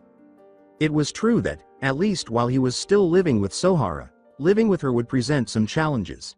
He was able to remain near Ikaros in order to monitor her in case something went wrong. She is a stunning young woman, so it's not that he wouldn't think about living with her. She had a sadistic side that made him think of Anko too much, and he knew that if she had the chance, she would harm him. She was also given the impression of being a mob daughter by the black-suited men who followed her everywhere. Given her behavior, he wouldn't be shocked if she were one. As a result, he arrived at his solution and presented it to her. It's a lovely offer, but I'm going to have to decline. If things don't work out with Sohara's mother, I'll just stay out here or go gamble again and buy a house of my own. Then Naruto got up and turned back to Mikako as he was ready to go. Thanks for the offer though. Then he left, leaving her alone in her seat. He, like A.Kun, turned down my offer. Why, I wonder? Does Sohara have a firm grip on him, or is it because of the way I behave? If so, I'll have to cut it, but not before I do. If she is unable to win him over, I will intervene and take him for myself. Otherwise, I will let her spend time with him. She watched the water run down the river and a smirk came to her face as she thought that. With a, well, that should about do it, Sugata put down his pencil. With his head resting on the table, Tomoki whimpered, it's about time. I'm not sure how much more my brain could take. Sugata. Senpai, Sohara said, thank you so much for all your help. There's no need to thank me. Tomoki's statement, well, at least let us pay you back for helping us and we won't take no for an answer, caused Sugata to smile slightly. Oh, I'm getting something in return. After typing a few things on his laptop, Sugata opened it and showed Tomoki what was on it. Here, take a look at this. Tomoki noticed a black dot on the laptop screen as he asked. It was the same dot that stood for the New World. It's that black hole thing you showed us.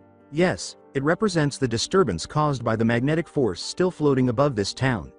Even thought, before now, the New World has always circulated the world. It suddenly stopped just above Sorami town, something that hasn't happened before. I hear what you're saying, but all I see when I look up is nothing but the endless sky. However, the day Ikaros showed up there was a relatively large hole ripped in the sky.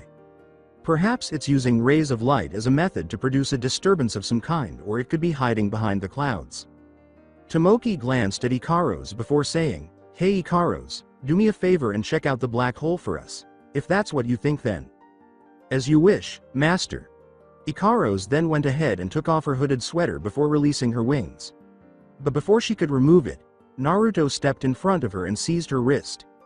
Everyone stared at Naruto, wondering why he was preventing Ikaros from moving, but Naruto spoke before anyone could inquire. Ikaros, forget that last order. When he told her that, he was wearing a serious expression. He hoped she would listen to him, but he wasn't sure because he was no longer her master. Ikaros, on the other hand, knew that Naruto couldn't stop her from carrying out her master order, but he didn't know why. But before she could tell him that, the scene from earlier when Naruto claimed to be her new master flashed through her mind. Only Naruto noticed the slight glow in her eyes before she squirmed her wings and spoke. Yes, master. Sugata wanted to know why Ikaros listened to Naruto's command, but everyone else was shocked when Naruto gave her a strange look before releasing her wrist. Given that Tomoki, not Naruto, was meant to be her master, why did Ikaros call Naruto her master? Maybe he was right when he claimed to have created angeloids, and since he is their real creator, they naturally referred to him as master. If so, why didn't she call him that earlier? If Tomoki was already her master, why did she imprint him? There are a lot of questions, but no answers. He had a lot of questions, and it seemed like more would always come up just as he was about to respond to one of them. He wasn't going to give up, though. He was determined to find a solution to this mystery. All he knew was how long it would take. When Tomoki said, "Hey, Naruto, why did you stop Ikaros?" Sugata spoke before Naruto could respond. "It's alright, Tomoki. I wish to figure this thing out using my own abilities. So you don't have to ask Ikaros to do anything for me." Tomoki saw Sugata's hang glider by his tent and said, "What a minute, are you planning on flying up there yourself?" "Yes, I am. I've prepared a test flight for tomorrow. In fact, why don't you all stay the night? Since it is the holidays you should be free, right, but before that." Sugata then proceeded to his tent, went inside, and came out carrying 2 fishing poles, which he gave to Tomoki and Sohara. "You two can catch us all dinner. Mikako and I will cook whatever you catch while Ikaros buys what we need." "What? Are you sure we should let Ikaros do that, and what about Naruto? You didn't say what he would be doing." "Naruto's a special case as he's already able to survival out here in the mountains by himself, and the reason I want Ikaros to go shopping is to see if she is capable of getting what we need." "Are you sure? I mean, what if the townspeople?" "I don't think you need to worry about them. The people of this town are too friendly for their own good, so I'm sure they treat her nicely," Mikako said. Tomoki didn't think it was appropriate to let her go alone, even though she was most likely correct. That's when he heard Naruto's voice. "Don't worry. I'll go with her to make sure she doesn't cause any problems and keep an eye on her." Mikako added, "See, problem solved," to calm Tomoki's apprehension. "Well, if Naruto's going, then I guess it'll be okay."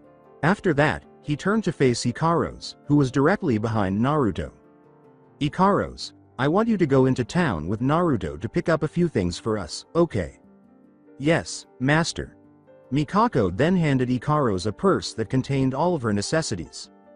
Naruto replied, "All right, then. I suppose we'll be on our way." He was about to turn around and leave when he noticed Ikaros about to take off. Then he swiftly stopped her by grabbing her by the wrist. "How about we walk this time? That fine with you, Ikaros?" "Okay." After that, the two started to leave Sugata's alleged house. Ikaros wanted to check something with Naruto while they were doing it because he thought he was the only one who could provide her with a rational response. So she turned to face the blonde angel next to her and said something. "Is it alright if I ask you something?" This time, she didn't call me master, he thought before responding to her. "Sure, ask away." "Earlier today I saw something. Like what, a rabbit or a bear?" "No, it was what you would call a vision." "A vision? You mean you saw something?" "Yes. Do you mind explaining what it is you saw?" Ikaros nodded slightly to him before attempting to recall what she had seen, despite the fact that she was unable to locate that memory in her data bank. Even though it was difficult to describe, she could still remember what she had seen. "In this vision, I was in a room filled with computers on one side and on the other were several capsule-like pods. I couldn't see what was inside them because I couldn't move. In the vision, I saw 3 people, one of them looked identical to you. They talked among themselves before the one who looked like you opened one of the capsules, revealing someone who looked identical to me, and the one who looked like you said these exact words: 'My name is Naruto. Uzumaki Naruto, and from this day forward, I'll take over as your new master.'" Naruto was shocked by what she had just told him, and his eyes widened as soon as she finished speaking. She shouldn't be able to recall a memory like that if all of her other memories of her time in Synapse are blocked. Could it be a side effect of me overriding her system the day Tomoki asked to become ruler of the world? It's not possible. How could she have vision of that if she was inside the capsule on standby mode? Unless they were already functional before we let them out. He was trying to think of a response when he heard Ikaros's voice, which made him realize that he was losing his train of thought. "I was asking, does this mean we do know each other and that you were my master, before master?" He could see the confusion in her eyes because she didn't understand what she was seeing, and he knew he had to explain things to her, but he couldn't tell her that he was her master until she met Tomoki, so he told her the only thing that came to mind at the moment.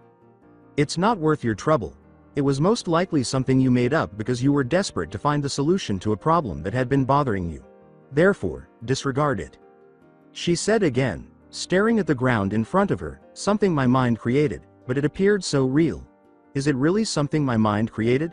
She asked. As they continued to travel toward town, she kept thinking about that one idea. The first day that he, Daedalus, and Tenchi all released not only Ikaros but also Nymph and Astraea, he chose to take Ikaros, while Daedalus took Astraea, and Tenchi took Nymph. They thought that teaching them separately would help them learn more quickly, and it didn't take long for them to start acting like their older siblings, Katona and Akari. Naruto was thinking about the vision she claimed to see as they did this. A.N. Since the Harpy twins don't have a real name, I chose to call them Katona and Akari. If you're unsure which one is the older one, it's the blonde one, and the younger one is the younger one. Even so, Ikaros couldn't recall anything from that day, and he would need to watch her closely for the time being in case she had any more of these alleged visions.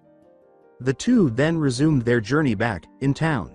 By the time Naruto and Ikaros arrived, the Sorami town shopping center was bustling, with people of all ages moving up and down the strip. As soon as they got there, everyone's eyes were on them, especially the women, who stared at Naruto regardless of whether they were married, single, or out with someone. He could feel their stares and did his best to ignore them. They were walking down the shopping district when Ikaros stopped abruptly because she saw something that caught her eye. Naruto turned to see what it was, and before he could even ask if she wanted it, she was sitting on the ground and rubbing the watermelon with one hand. "Well, miss, if you enjoy it that much." The store clerk asked her if she could sell it to her at a lower price. Naruto prompted the aforementioned angel to look up at him by asking, "Well, Ikaros, do you want it?" Before she could even replay it, Naruto pulled out a wad of money that was rolled up with a rubber band holding it together, and the clerk's eyes widened at the sight of it before turning to face the man in front of him. He could see in her eyes that she wanted the watermelon, and it made him smirk. "Why, you win the lottery or something, sir," the clerk said, trembling. "You can say that." After removing the rubber band, he handed the clerk a bill for 10,000 yen. "I'll also be purchasing any additional items this young woman may require. Whatever it is, we require Ikaros." Ikaros rose at the sound of her name and produced a sheet of paper. "We need carrots, potatoes, onions, and meat. He has everything we require, with the exception of the meat. So feel free to take what we require." "Yes." When the store clerk attempted to stop Ikaros, Naruto raised his hand and stopped him. Ikaros then grabbed enough potatoes and carrots to feed 6 people, but she mistook the onions for a package of wasabi noodles. "So is that everything we need?" "Yes, everything but the meat." "All right then, let's get going." The store clerk stopped them just as they were ready to leave. "Sir, your change. You can keep it."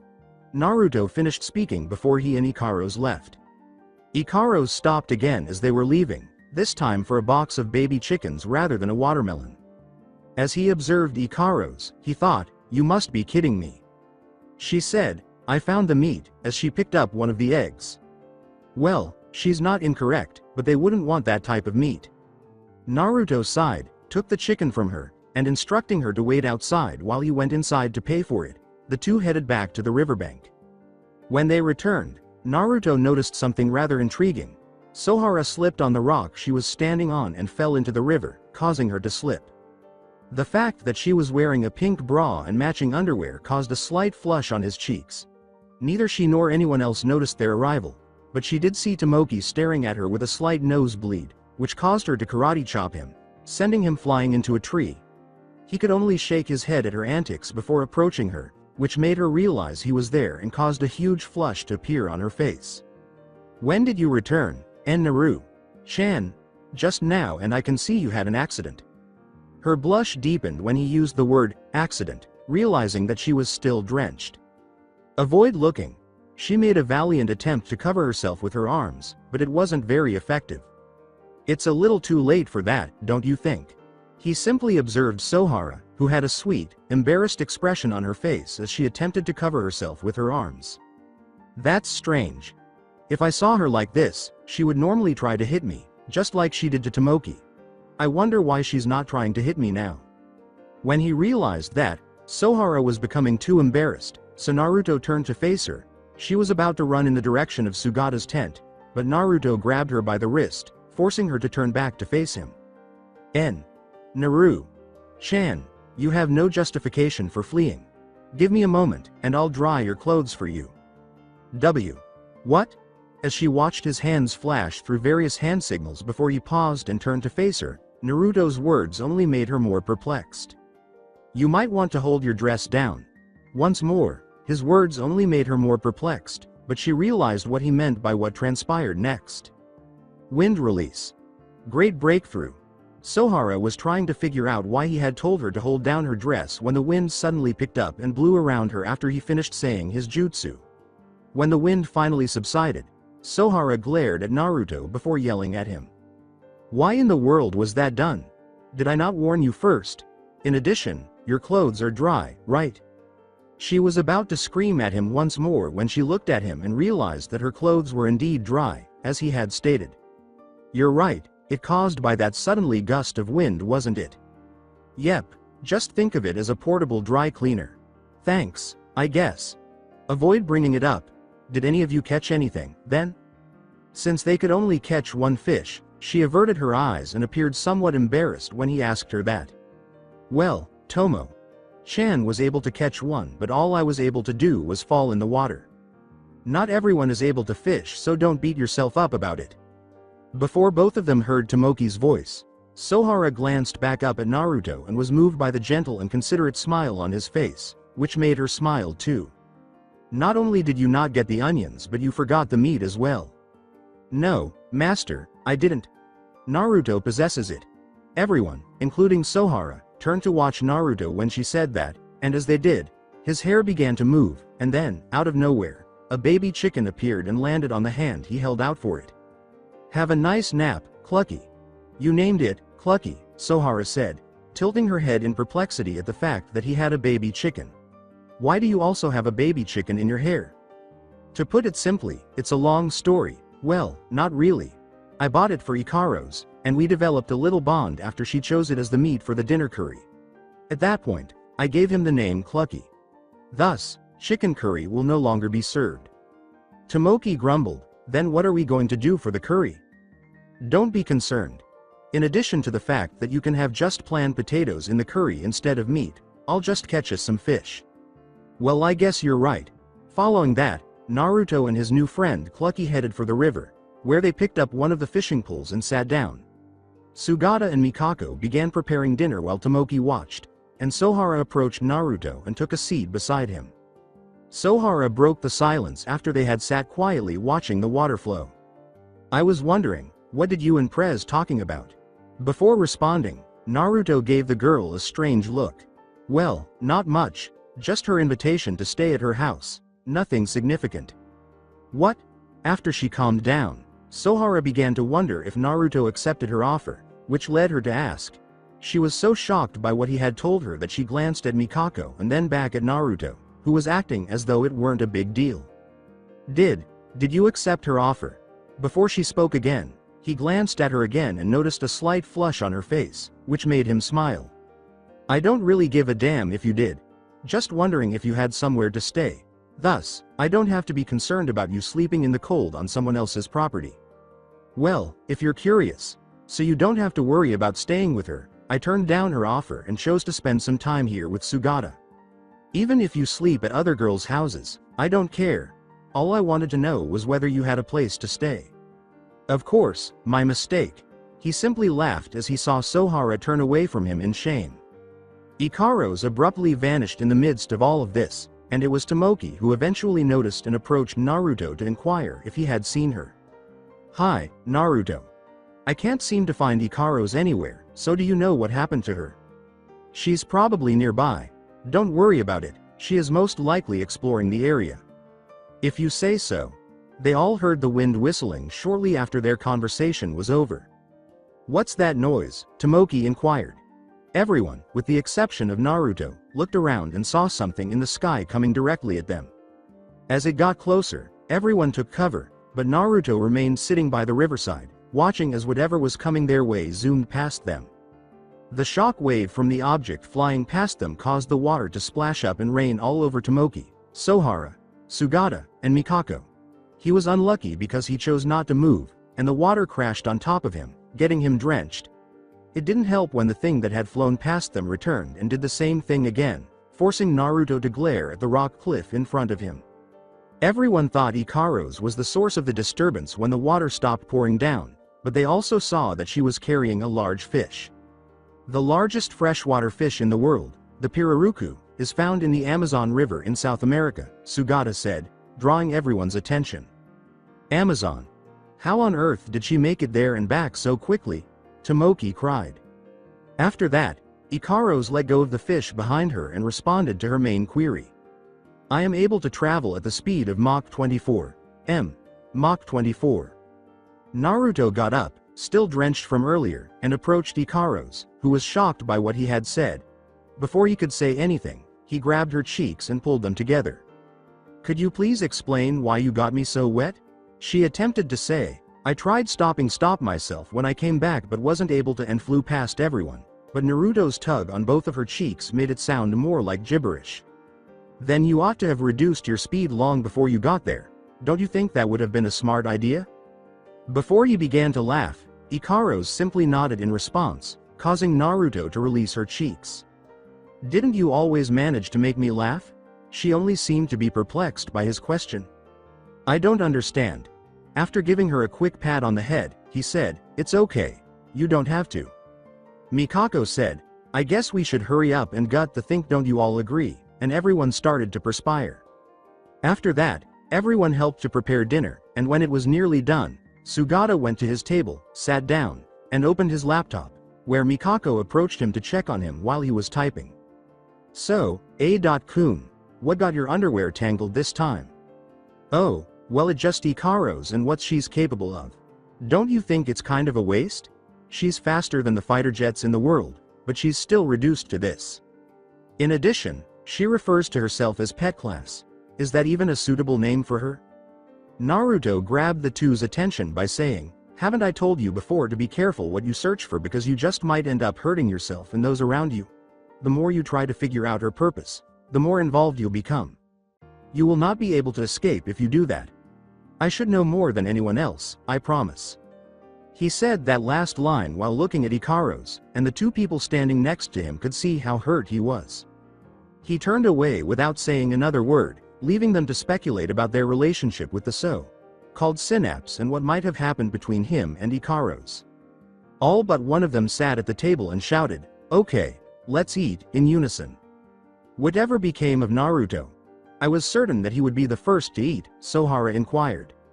Mikako said, We haven't seen him since he walked off about a half hour ago, right A.Kun, and Sugata nodded in agreement. Ikaros went on, Do you want me to go look for him? Sugata interrupted Sohara before she could respond. I believe we ought to let him alone. He likely wants to be by himself because it appeared that he had something on his mind when he left. Are you sure? Her white-haired senpai merely nodded and gave her a stern look, and she fell silent until Tomoki interrupted. Wow, this tastes fantastic. Why does it taste so sweet, even though you all did a fantastic job? The other person wanted to see if Tomoki's claim that it tasted sweet was accurate after hearing him say that. I taste sugar, so that could be why it tastes so sweet, Sohara said. That could be it. Who cares, let's eat.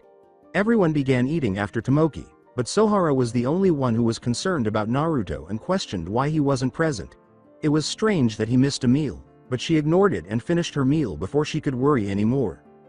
After finishing, she located an empty container, filled it with food for Naruto, and started looking for him. By the time she did, it was getting close to nightfall. She managed to locate him in a different clearing farther down the river, simply lying on his back and gazing up at the sky, completely unaware of his surroundings. It was not until she spoke that he felt her presence. So this is where you've been hiding. He jumped a little when he heard her voice and turned to see her standing nearby, holding a container of some sort behind her back. Oh, it's just you, Sohara. What are you doing here, alone as well? You are aware that walking up here by yourself at night is risky, aren't you? If I were truly in danger, I could take care of myself. I have no doubt that a familiar angel would come to my aid and save me. I didn't see any other angels, so which one are you referring to? I pack you some dinner because you're a jerk. I suppose I should return with the others. When Sohara heard Naruto's voice, she turned around but stopped. I was only joking. So, could I please have dinner right now? He was pleading with her for his food with his hands in front of him, even though his baby chicken, Clucky, was imitating its master's wings. She chucked and turned around again. Only if you say you're sorry and that you'll always protect me no matter what. What? Say it or I'm leaving. She turned around and started to leave to show that she wasn't lying, but Naruto stopped her. Okay, I'll say it. She repeated, say what, as she glanced back over her shoulder at him. I apologize and promise to always keep myself safe. I'm hungry, can I have my food now? Sure, she replied in a cheerful manner before approaching him and taking a seat beside him. She gave him the container of curry and fish, then pulled out some bread and tore it into small pieces for Clucky, who wasted no time in jumping off Naruto's head and following its master's eating habits. As she watched the two eat until they were satisfied, Sohara simply grinned. Dude, even though it wasn't much. Thanks Sohara, it hit the spot, he said, massaging his stomach as Clucky used his wing to do the same. You're welcome, but why did you come all the way out here for? To think about the past. For what purpose? I'm not sure, all it did was make me think about it today. Then he spread his wing out so it lay flat on the ground and lay back down. Thinking about what, she said, scooting closer to him gradually before gently resting on his wing and feeling how delicate it was.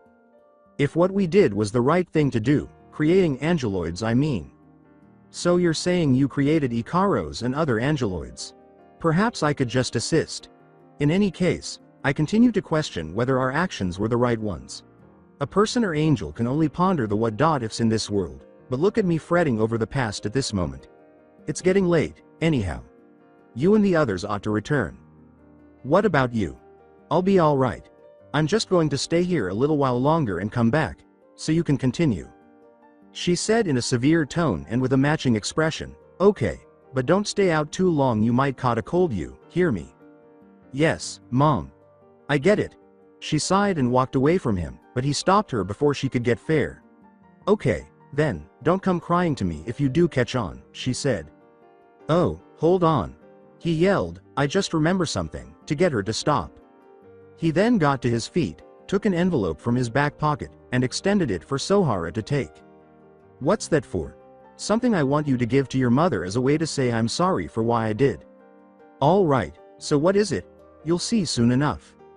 Even though Sohara didn't know what Naruto was going to give her mother, she took the envelope and left him alone. He checked to make sure she was gone before he spoke. Sugata, was that what you wanted to hear? Sugata emerged from behind the tree he was hiding behind and came into view of Naruto when he heard his name. Not necessarily, but was still valid information. I figured you would be using this opportunity to be questioning Ikaros, not spying on me. I had intended to, but I thought I could learn more from you than from her. Because you are aware of her full potential and she is not. Smart, but I doubt you'll get anything out of me. I figured as much, but could you at least tell me why you would create an angeloid with specs like Ikaros? How can you be certain that I created Ikaros, or the angeloids, for that matter? You can deny it all you want, but it only proves that you are indeed the creator or, at least one of them. So you believe there's more than one? Yes, but that's just an assumption. I think that the angeloids you mention are made by multiple of you. Have you ever been told that you are too intelligent for your own good? Countless of times, but that's beside the point. Naruto simply gazed at Sugata before turning to face the full moon as it rose. To answer your question, you remind me of two distinct individuals. One was my former sensei, and the other was a friend of mine with pineapple hair. We made the angeloids for two purposes. First, to assist us in our day-to-day activities, and second, to keep us safe. Keep you safe? From what would you require protection? From humans, of course. What? Although it may be difficult to accept, it is true. People are creatures that destroy things they don't understand because they are afraid of them. Even so, but weren't you a human once, or have you forgot that when you became an angel? Before responding to him, Naruto simply gave him a serious glance. I remember that I used to be human, of course. I made sure to keep my past intact, in contrast to other angels who tend to forget it. In addition, I have witnessed the depths of human potential and have gone through numerous adversities that would drive any average person to take their own life if they were to experience even a single day of what I have. Don't tell me I've lost my humanity, then. Sugata chose to remain silent, or he might come to regret it, because he could tell Naruto was being honest and that he had also enraged him. I only hope that our actions were the best ones, because it only takes one mistake to be permanently lost, not only for us but also for the entire planet and all life on it. The two fell silent after that and turned back to the others. The following day. Verify the wind speed, weather, and angles. Now, Tomoki, soar through the air, Sugata shouted to the young child wearing a hang glide. Senpai, wait, I assumed that you, not me, would fly this. Well, the glider appeared to have shrunk as a result of some repairs, but this is also a test of sorts. Then Sugata moved behind Tomoki and grabbed a pole attached to his glider. Now get going. Then, as they were one, he shoved Tomoki off the cliff. Tomoki could only utter, "Wait, a damn second," before Sugata shoved him off the cliff. Oh, shit. Before he abruptly began to fall straight to the trees below, Tomoki's voice reverberated throughout the atmosphere.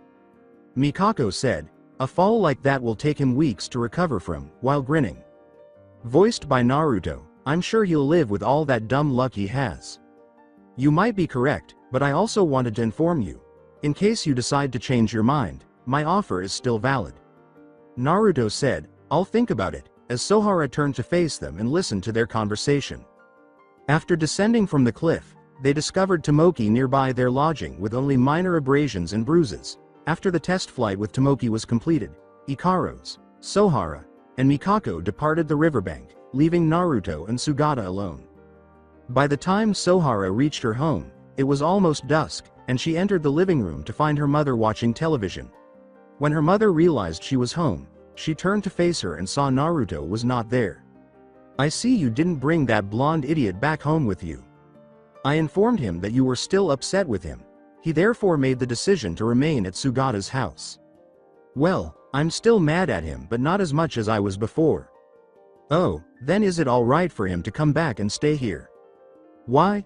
Her mother made her blush by teasing her, "You already miss him that much?" "No, that's all I wanted to know. It's not as though I like him at all." Her mother told her, "Just keep telling yourself that, but if you're not careful someone else is going to take him right from under you," before shutting off the television. Her mother's remarks, however, made her recall Naruto's statement from yesterday regarding Mikako asking him if he wanted to stay at her house. "I have been acting strangely around Naruto lately. I didn't even try hitting him yesterday when he was staring at me while my dress was see-through, so I'm not sure if I like him that way, but what if she's right?" The Prez seemed to make her move on him as soon as she could.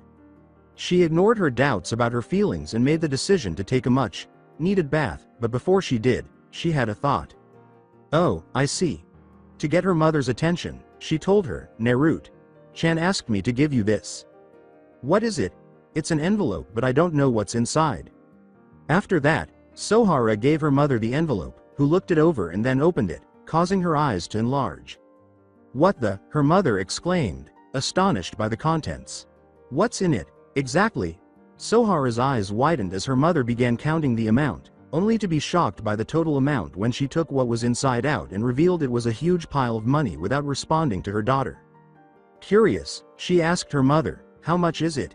Her mother responded, It's about 500,000 yen, as she was shocked by how much cash she actually had. 500,000.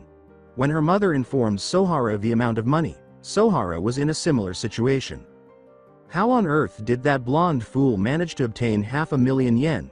That fool somehow made it in a matter of weeks, and it's roughly 10 times more than I make in a year. All they could think about was what Naruto needed to do to earn this ridiculously large sum of money in such a short period of time. "Ah. Shoo." The two were fishing for dinner when Sugata said, "You catching a cold?" to Naruto, who was wiping his nose. "No, I think someone was just talking about me. A visit to the casino in Omake 3. A door somewhere in Sorami town leads to a secret staircase, which leads down to another door that leads to a place beyond your wildest dreams, if you were a gambler. There were a variety of games in the room, including slots, roulette, blackjack, craps, and pretty much anything else you could think of betting on, as long as nothing died or was killed unless you tried cheating, in which case you were the one killed. This was a haven for all gamblers worldwide, as long as you didn't cheat. Coincidentally, A certain blonde angel had discovered this hidden location. Let's just say that curiosity is a powerful thing and stop there. That's how you might ask. As the blonde angel entered Sorami's underground casino, which is owned by the Satsukitane family, he noticed a wide variety of people from various races gambling carelessly. He also noticed some people he had seen in town, but he ignored them and kept looking around until he came across a sign that read, "Guess the number." A man dressed like a waiter stood in front of the crowd. He approached the group out of curiosity after hearing multiple people yell out various numbers. He approached the closest man and inquired about the situation. "Hey, how are you all doing?"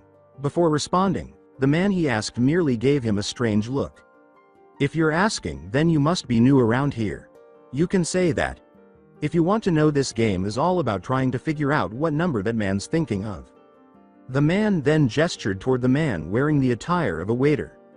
Every couple of minutes that man will change the number he's thinking and writes it down on a piece of paper, then hand it over to that man standing over there. The same man then indicated a man who appeared to be the same man who followed Mikako around and was dressed in a black suit. It's so that the first man doesn't cheat, you understand now? Yeah, so how does one play? One guess costs 10,000 yen, and you win if you get it right. That's how easy it is. If not, I wish I had 10,000 yen, I would try it. I'll give you 10,000 since you're new here. It takes a lot of luck to win this game, and if Lady Luck isn't on your side, it won't help you at all. You might as well bid farewell to your money. Thanks for the vote of confidence. You're welcome, newbie. Just as the man whose number you had to guess changed and gave it to the man in the suit, the man then handed Naruto a 10,000 yen bill. All right, ladies and gentlemen, I just substituted a new number between 1 and 10,000 for the one I was originally considering. I'm thinking of a number right now. Can you guess it? Go ahead and make your guesses. You could win 500,000 yen in cash. Several people attempted guessing after the man finished speaking, but were unsuccessful. He struggled to come up with a number that he hoped would be correct because it was a game of chance, and after he did, he waited for the final person to say their number, only to have them guess incorrectly. Are there any guesses left? I'll be changing the number if not. Any more guesses, please? At that moment, Naruto held up his hand and said something. I'll give it a try. Even the man who instructed him on how to play looked at him. The man who had to guess the man's number said, "Good luck, newbie," in a whisper. All right, young man. Would you kindly respond to me? Prior to responding, Naruto inhaled deeply. Then number I chose is 7,392. There was a pregnant silence before the man turned to face the man in the suit, who gave him a nod. Congratulations, sir, you are correct. Holy shit, I did it. Well, I'll be damned. The man who assisted him remarked, that's the first time I've seen a novice win on his first try. Before Naruto received his reward, the man dressed as a waiter spoke. If you want you can go double or nothing. Naruto was unsure whether he should accept the money, but he reasoned that he should since everyone around him was shouting for him to do so. Sure, I'm game. Although the people around him were divided, he didn't care because he wasn't wagering on their money. However, the man spoke before he could guess. You will need to guess a number between 1 and 100,000, so I must warn you about that. Would you like to continue? After receiving Naruto's nod, the man wrote down another number, gave it to the man in the black suit, and then turned back to face Naruto. You may now guess what number I'm thinking of. Once more, Naruto stood there attempting to determine which number he might be thinking of. He then chose 1 and inhaled deeply before responding. The number I chose this time is 23,705. As they all waited to see if he was correct, the crowd around him fell silent once more. When the man in the black suit nodded, they all began to cheer. Congratulations, sir. You're right once more, and this is your prize. I hope you enjoy the remainder of your evening, and it's exactly 1 million yen. After the shock subsided, Naruto grinned as he accepted his winnings, still incredulous that he had only won 1 million yen. Lady Luck appears to be on my side. I might as well continue playing while I'm winning now that she's with me. He then played a variety of games for the remainder of the night, including craps, roulette, and rolling nothing but sevens. He would never lose at blackjack, hit the jackpot nearly every time he played the slots, and even bet on a game of rock, paper, scissors, winning nearly another 500,000 yen. He had had enough of the gambler's life and decided it was time to cash out before Lady Luck stopped supporting him. However, as he did so, a number of men in black suits seized him and dragged him away from the customers to a separate room where more men in suits were waiting to beat him up. Unaware of his purpose, Naruto exclaimed, "Hey, what the hell did you do? This is why you're here." A bald man with watermelon, like scars on his head, said, "We think you were cheating in some way." "What? Bullshit. If I were you, I would keep an eye on your tongue. In case you were unaware, the Satsukitane family owns this casino, and I am the head of that family," the bald man told him, but Naruto didn't appear to be at all put off. "As if I care about who is in charge of what. Fair and square, I won that money, and I expect to get it or risk hurting someone else. I'll tell you something, boy, even though you have a lot of balls telling me how to behave. If you don't admit that you were cheating, it will be you who suffers the consequences. Some puck-ass like you couldn't possibly enter and win 500 million yen on their first visit." "I didn't cheat, I assured you. You're still in denial? Alright, then learn the hard way." All of the men in suits hurried Naruto with a snap of their fingers, only thinking about beating the living daylights out of him or killing him, depending on which came first. A black door in one of the many back alleys abruptly opened, and a blond man with a black suitcase and a cheerful whistling voice emerged. It was none other than Uzumaki Naruto, the acclaimed angel of Synapse, who had just left Sorami's underground casino with more than 500 million yen and no injuries. "I wonder how that ramen shop cost." As he left the alleyway and headed toward a white-haired boy's house, where he made the decision to spend some time, he could only ask himself that question. If only you could become a chocobo. Omake 4, Naruto and his friend Clucky have been together for a few days now. They have been getting along since he bought the little guy from the Sorami shopping center. He couldn't ask for a better friend, though occasionally he wishes Clucky could grow up to be something else. At the moment, Sugata, Naruto, and Clucky were seated at the table by the river where Sugata's tent was situated and conversing with each other. With his new bird friend chirping in response, Naruto said, "You know what would be awesome, Clucky, if you could become a chocobo when you grew up? That would be absolutely fantastic." "You are referring to the giant bird in the Final Fantasy series, correct?" Sugata responded. "Yes, I am referring to them. Wouldn't it be fantastic to have a live, breathing chocobo running around in your backyard? Even though it sounds awesome, you are aware that they are merely a creation of someone's imagination, aren't you?" "I am aware of that, of course. I'm not really that dumb. Just making sure, you never know. Clucky, what are your thoughts? If you were able, would you mind becoming a chocobo?" Sugata raised an eyebrow at the bird's antics after Clucky simply nodded in response to Naruto's question, leaving Sugata to wonder if the bird even knew what a chocobo was. "Unfortunately, that's good to know. That isn't feasible.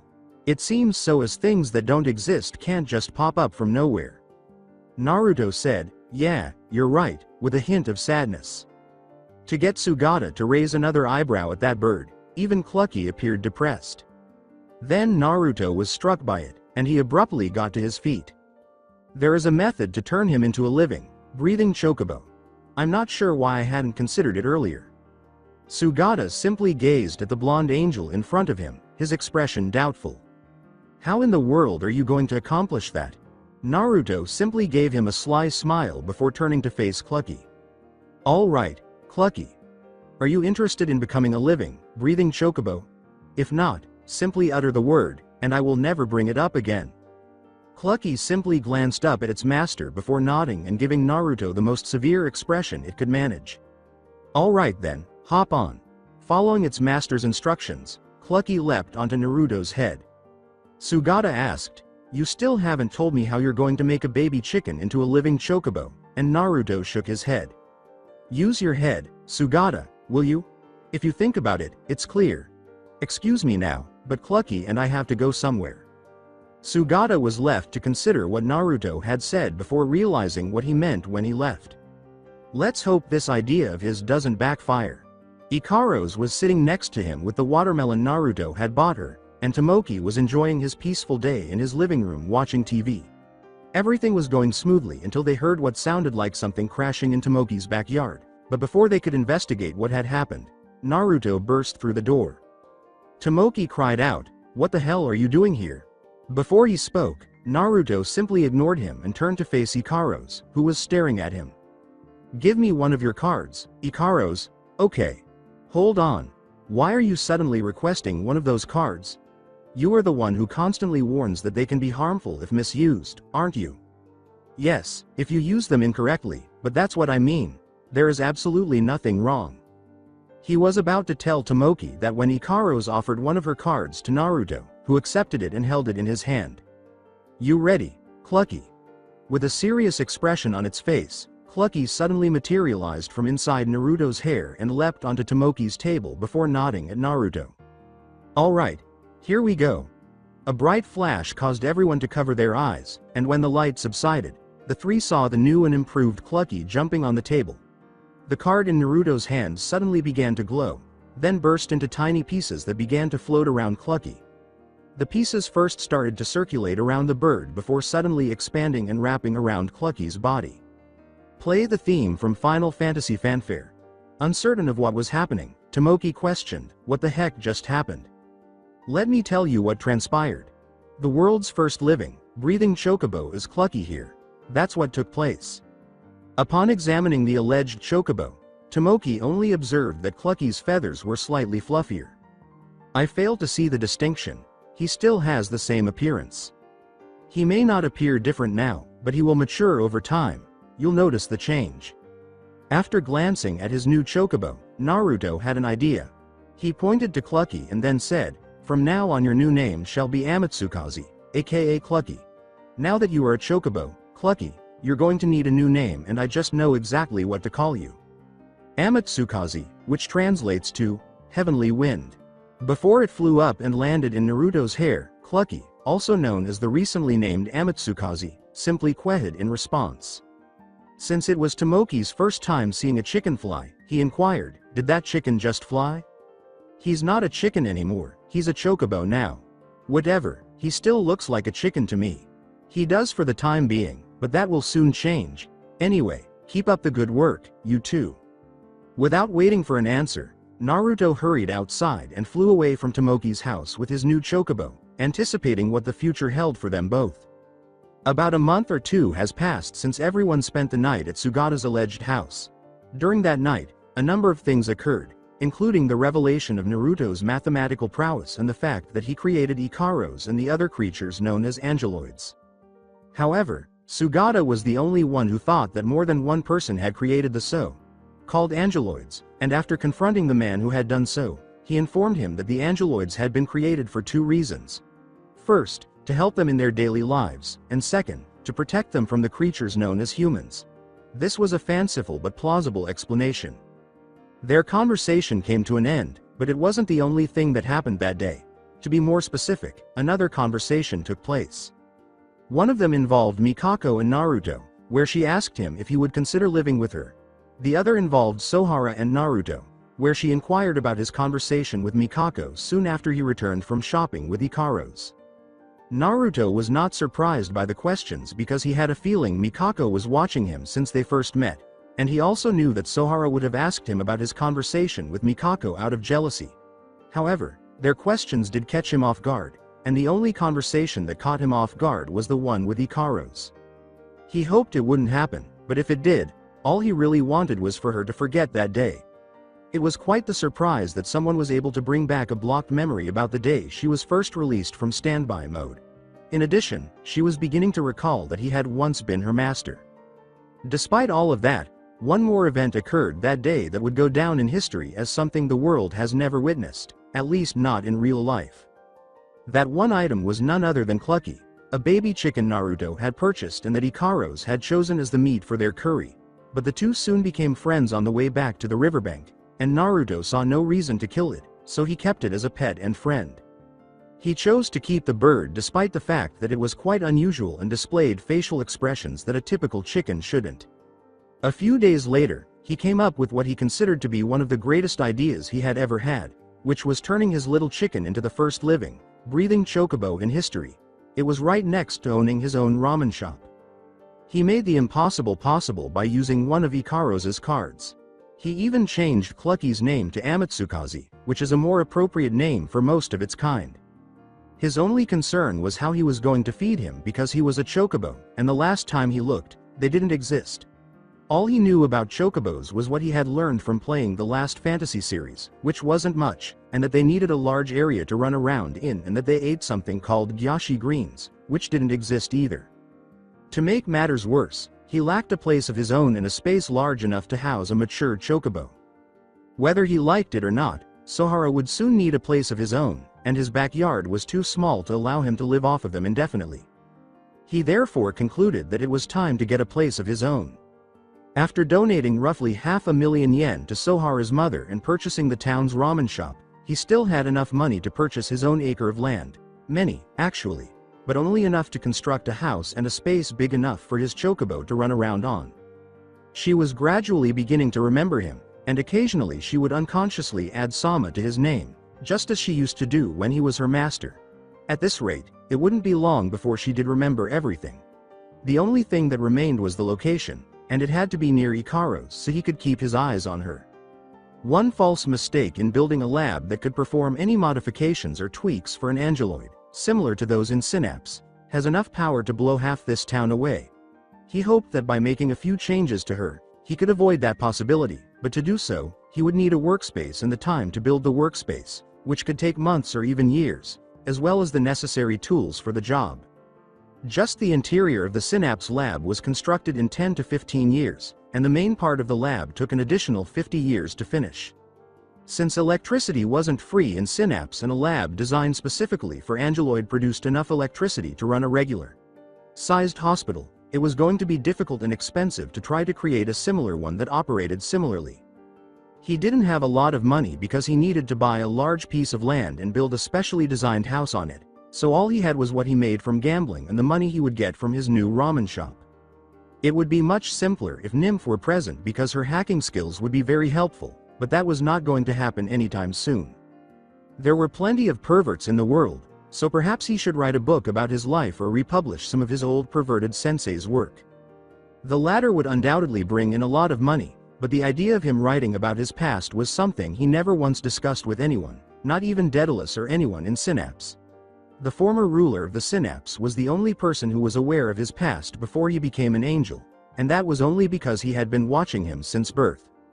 He had read his late sensei's books a few times before, when he got bored and discovered that, if you look past all the smut, the plot itself wasn't that bad.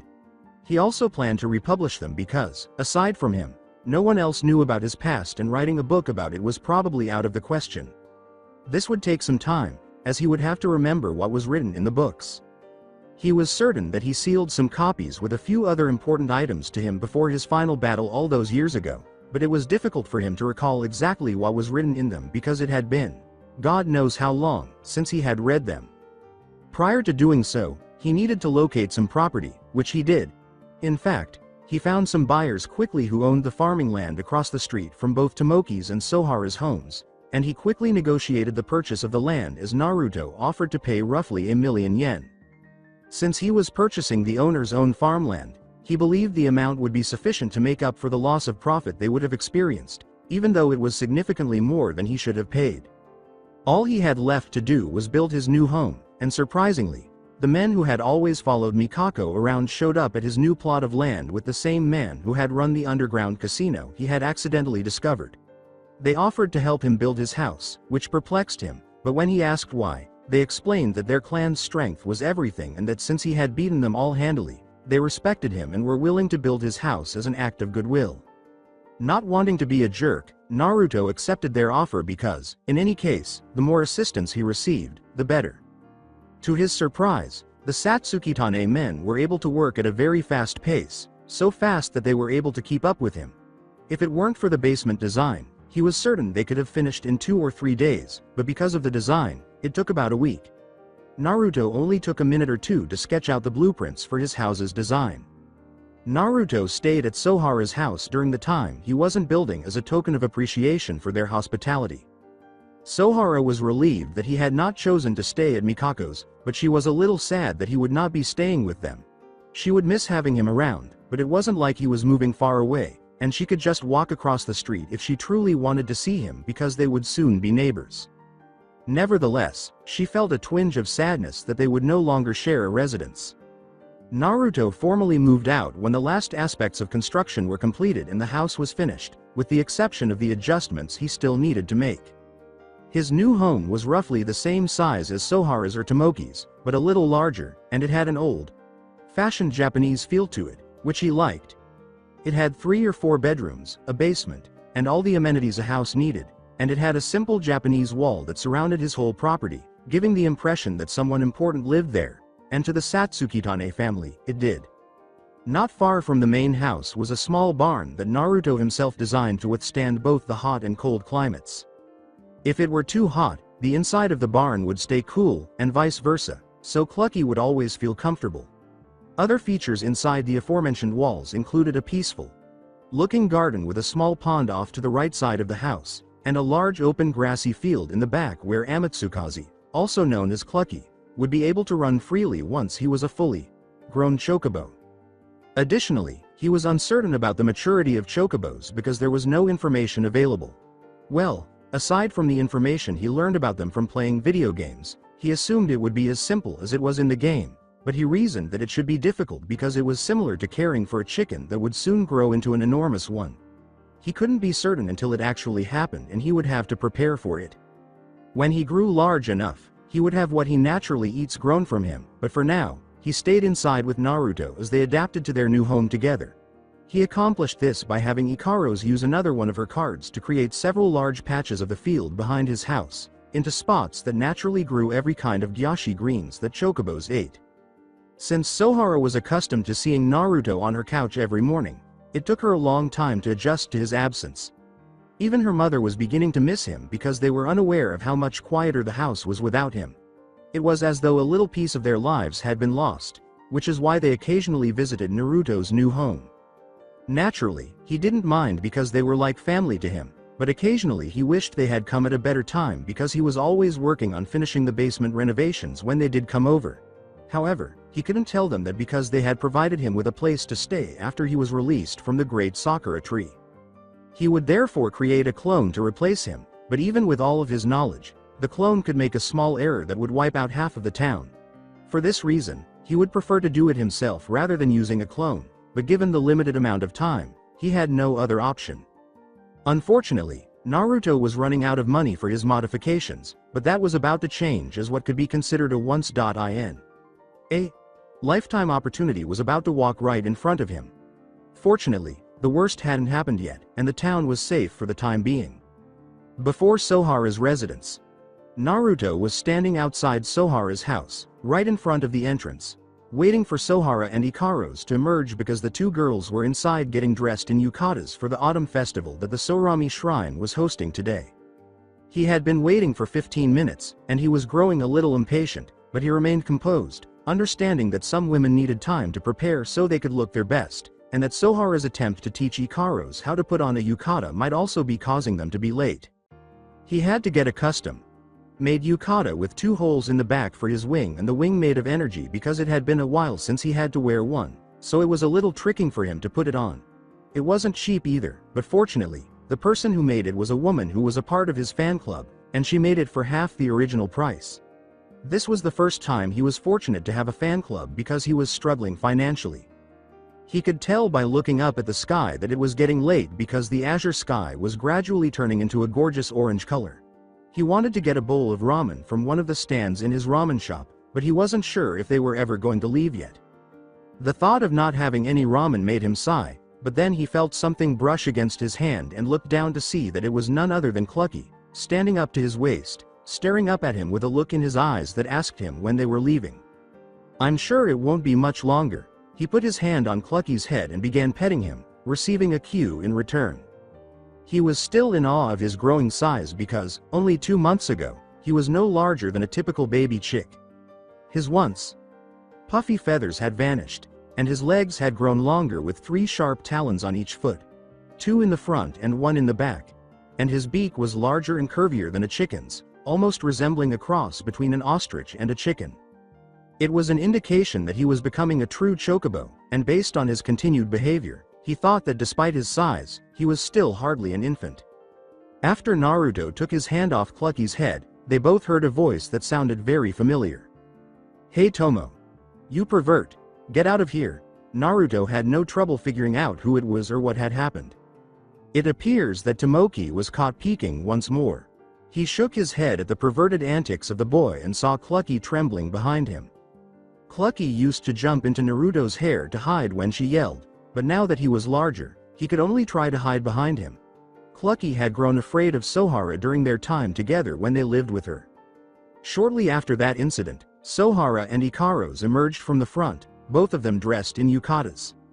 In contrast to Sohara, who wore a yellowish yukata with red flowers and an orange obi sash tied in a bow around her waist, Ikaros wore a whitish yukata with a few thin blue diagonal stripes, showing off her wings, and a white obi sash with white outlined feathers.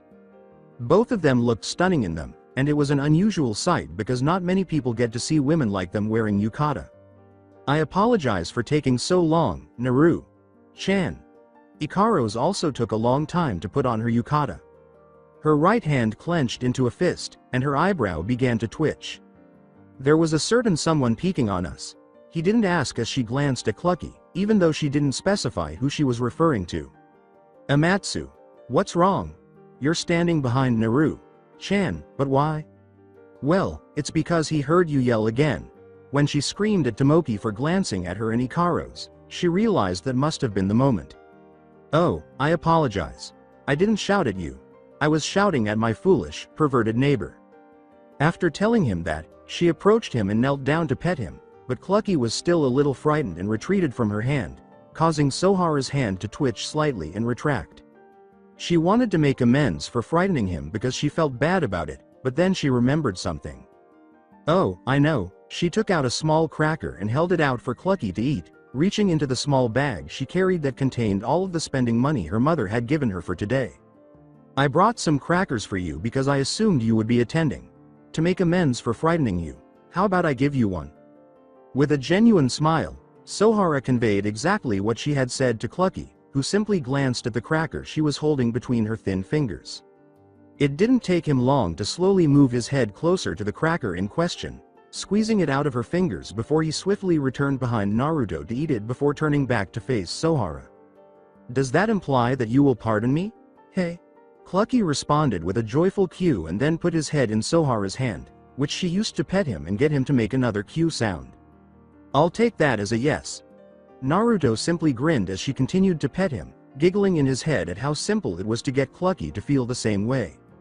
"It seems that the two of you made up, yeah." Naruto kept watching Sohara pet Clucky, who rose to a position just above her waist and then raised his voice. "Anyways, the two of you look beautiful in your yukatas. What the devil did you say?" When she heard him describe her as beautiful, her face flushed, and she made a valiant attempt to conceal it. He said I was beautiful. What should I say in response?" Before speaking the ones that did, her mind started going through millions of words to determine which ones to use. "Thank you. Why? You also look good in yours." After telling him that, she covered her face so that she could still see him, and she was able to see him wearing his yukata, which was orange and neither too bright nor too dark, with a red swirl on the back that was a symbol of his late mother's clan, but only Naruto knew that. She did observe that his yukata showed off his chest a little too much in the front, which made her blush even more. "Isn't that my yukata?" "What? No, I wasn't observing." "It's okay. Although I believe the fangirl who created it intended it this way, I'm not particularly bothered by it. I simply try to ignore it." He told her that in an attempt to calm her down, but he still thought it would make him stand out and draw attention from people, particularly the fangirls. Sohara managed to relax a little, but she was now attempting to decide if she should be pleased that she could see Naruto's bare chest or envious that others could. Everyone heard Tomoki's voice before she could deduce that. "It seems that the two of you are finally finished getting ready." "Yes, thank you, but no, you're a pervert." "Who do you think is a pervert?" "I just wanted to find out why it was taking you so long." "By peering through my window's creak." Sohara bit her lower lip until her rage subsided before speaking up, doing her best not to yell at Tomoki for fear of frightening Clucky. "If you were truly curious, instead of peeking through the window like the pervert you are, you could have knocked on my door like a regular person. Since your window is less than 20 feet from mine, there's no reason to use the door, In addition, I couldn't see the view if I didn't look through the window. Tomoki ignored the ominous aura that was developing around Sohara as he smiled perversely to himself. Hey Tomo. He feared he would feel his longtime neighbor's wrath again when he heard his name and saw her in her renowned karate chop stance, surrounded by a deadly aura. Fortunately, she was prevented from doing just that. Sohara, I believe that's sufficient. You're beginning to frighten Amatsu once more. The gloomy aura vanished as she heard him say that, and she turned to face Clucky, only to discover that he was once more attempting to hide behind Naruto. Once more frightening Clucky, she moaned in disapproval before talking to herself. I bet another cracker won't cut it this time. The word cracker caught Clucky's attention, and he began to slowly approach Sohara in the hopes that she would give him another one. When Sohara noticed this, she wondered if he actually wanted another one, so she asked, "Would you like one more?" She took another cracker out of her little bag and offered it to Clucky, who happily ate it after receiving a little cue in response, which she concluded meant, yes. Hey! He let out a louder, more joyful cue than before and began to rub his head against Sohara, who petted him. Looks like you forgave me again. Hey! Tomoki simply stared at Clucky as she joyfully laughed to herself while continuing to pet him before approaching Naruto. I still can't believe that is the same little chicken you bought not that long ago. I understand your meaning. I still find it difficult to accept that I have a real, living chocobo and that I am the one who shaped him in that manner. Do you feel bad about it? Before responding, Naruto simply stared at him for a long time. Are you serious? It is, indeed, a chocobo. Amatsu and I are both incapable of ever regretting it. Heck, I would make my own Zapdos if I could get my hands on some Hammercop. What the hell are Hammercop and Zapdos? So, according to some, the game's creators used a Hammercop bird to create the Pokemon known as Zapdos. In the game, that is a legendary bird that has the ability to control lightning. It looks fierce, and I would love to get my hands on a Hammercop. Like I did with Amatsu, I could transform one of Ikaru's cards into a genuine Zapdos. How about using a bird? As you did with Amatsu, why don't you use a chicken once more? Since I changed Amatsu because a baby chocobo resembles a baby chicken, I don't want to do that. If I tried to alter the appearance of another bird, I doubt it would work as well, but who am I to say it won't? Even though I assist in creating Ikaru's cards, I am unaware of their limitations. Then that leaves you no choice but to look for one yourself. That's one approach, but regrettably, it would be too difficult to travel there and search for one because they only inhabit the Sahara Desert in Madagascar. But it seems possible that I will encounter one soon. With a blank look on his face, Tomoki turned to face Naruto, thinking that he might be able to see into the future or something, but he was sadly wrong. Or my stomach might be the cause. All day long, I've been craving a bowl of freshly made ramen. Should have figured you say something like that. Tomoki could only give Clucky a mental face palm before returning his focus to Sohara, who was chatting with Ikaru's while petting him. Well, I think it's about time we head out or we're going to miss the festival. They all agreed with him and headed to the Sorami shrine, but before Ikaru's could get her eyes into search mode, Tomoki interrupted her. Ikaru's had just turned around and glanced up at the rooftop of Sohara's house, but she saw nothing there. Ikaru's, if you don't hurry up we're going to leave you behind. She ripped her eyes from the spot on the roof and flew to catch up to the others, not wanting to slow them down. Just as their bodies vanished into the distance, Ikaru's gaze began to falter as though someone were present, and then someone appeared out of nowhere, standing there gazing into the distance with her left eye glowing a pale blue. Given that they were only 4 feet 6 inches, 139 centimeters, tall, one could mistake this person for a child, but a closer inspection would reveal otherwise. Given that it possessed angeloid traits, they would realize that this was no ordinary child. They wore a collar and had wings, but this person's wings were very different because they were featherless. No, this person's transparent wings had the exact appearance of an insect's wings. Despite their transparency, their ability to change color in response to light revealed their true beauty, something that other angeloids' wings were unable to do. It was none other than Type Beta, the angeloid of electronic warfare, standing on that rooftop. The clothing she wore was more to her taste than what most angeloids wore. It was made up of a tiny white dress that, when it got to her waist, spat out, covering her front and back in 2 stripes that extended down to her thighs. She wore a pair of thigh length boots with 2 straps to secure them, a pair of matching elbow-length gloves, and a cape that split into strips. The strange thing was that, unless one really tried to look, it didn't seem like the straps holding them connected to her underwear. Her eyes and hair were both blue, like the sky, and were tied up in 2 long twin tails. Her ears were a little different from Hikaru's. They were long and pointed, giving the impression that they were radars. She had a collar around her neck that was different from Hikaru's as well. It was much bigger than hers and covered the whole length of the girl's neck. It was really unfortunate because it gave the impression that she was someone's slave, even though her new master had forced it upon her. She was currently on a mission to retrieve the Uranus Queen, also known as Ikaros, as directed by her new master. I finally found her, the Uranus Queen. To think she's going around calling herself a pet class angeloid, as if. There's no way that she, Delta, the Gamma twins or I be considered pet class. Not after that day. She remembered something that had happened a long time ago, and her voice became very sad before she balled her fists.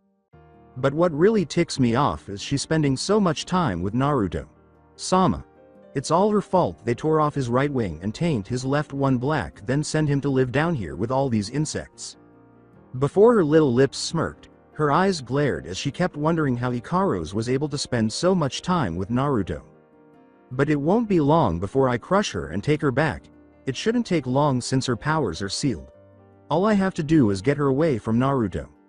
Sama. After that the rest is simple. If I'm able to do a good job, then maybe, just maybe, Tenshi Sama would let me stay with Naruto. Sama and not Alpha. She silently took off into the sky with that thought in her mind, and then she vanished as if she had never been there. The festival of Sourami. When everyone arrived at the festival, everyone's attention was focused on Naruto and Clucky. The majority of Naruto's admirers were ogling him in hopes of finding Clucky. The only people who were awestruck by his appearance were those who had played Final Fantasy or knew what a chocobo was. They then abruptly rushed in their direction and barraged him with inquiries about how he had a chocobo and how a real one could exist. They pushed past the small group that separates them because the crowd has gathered around them. Because of the large crowd, Sohara was unable to see what was happening and was beginning to worry about Naruto and Clucky.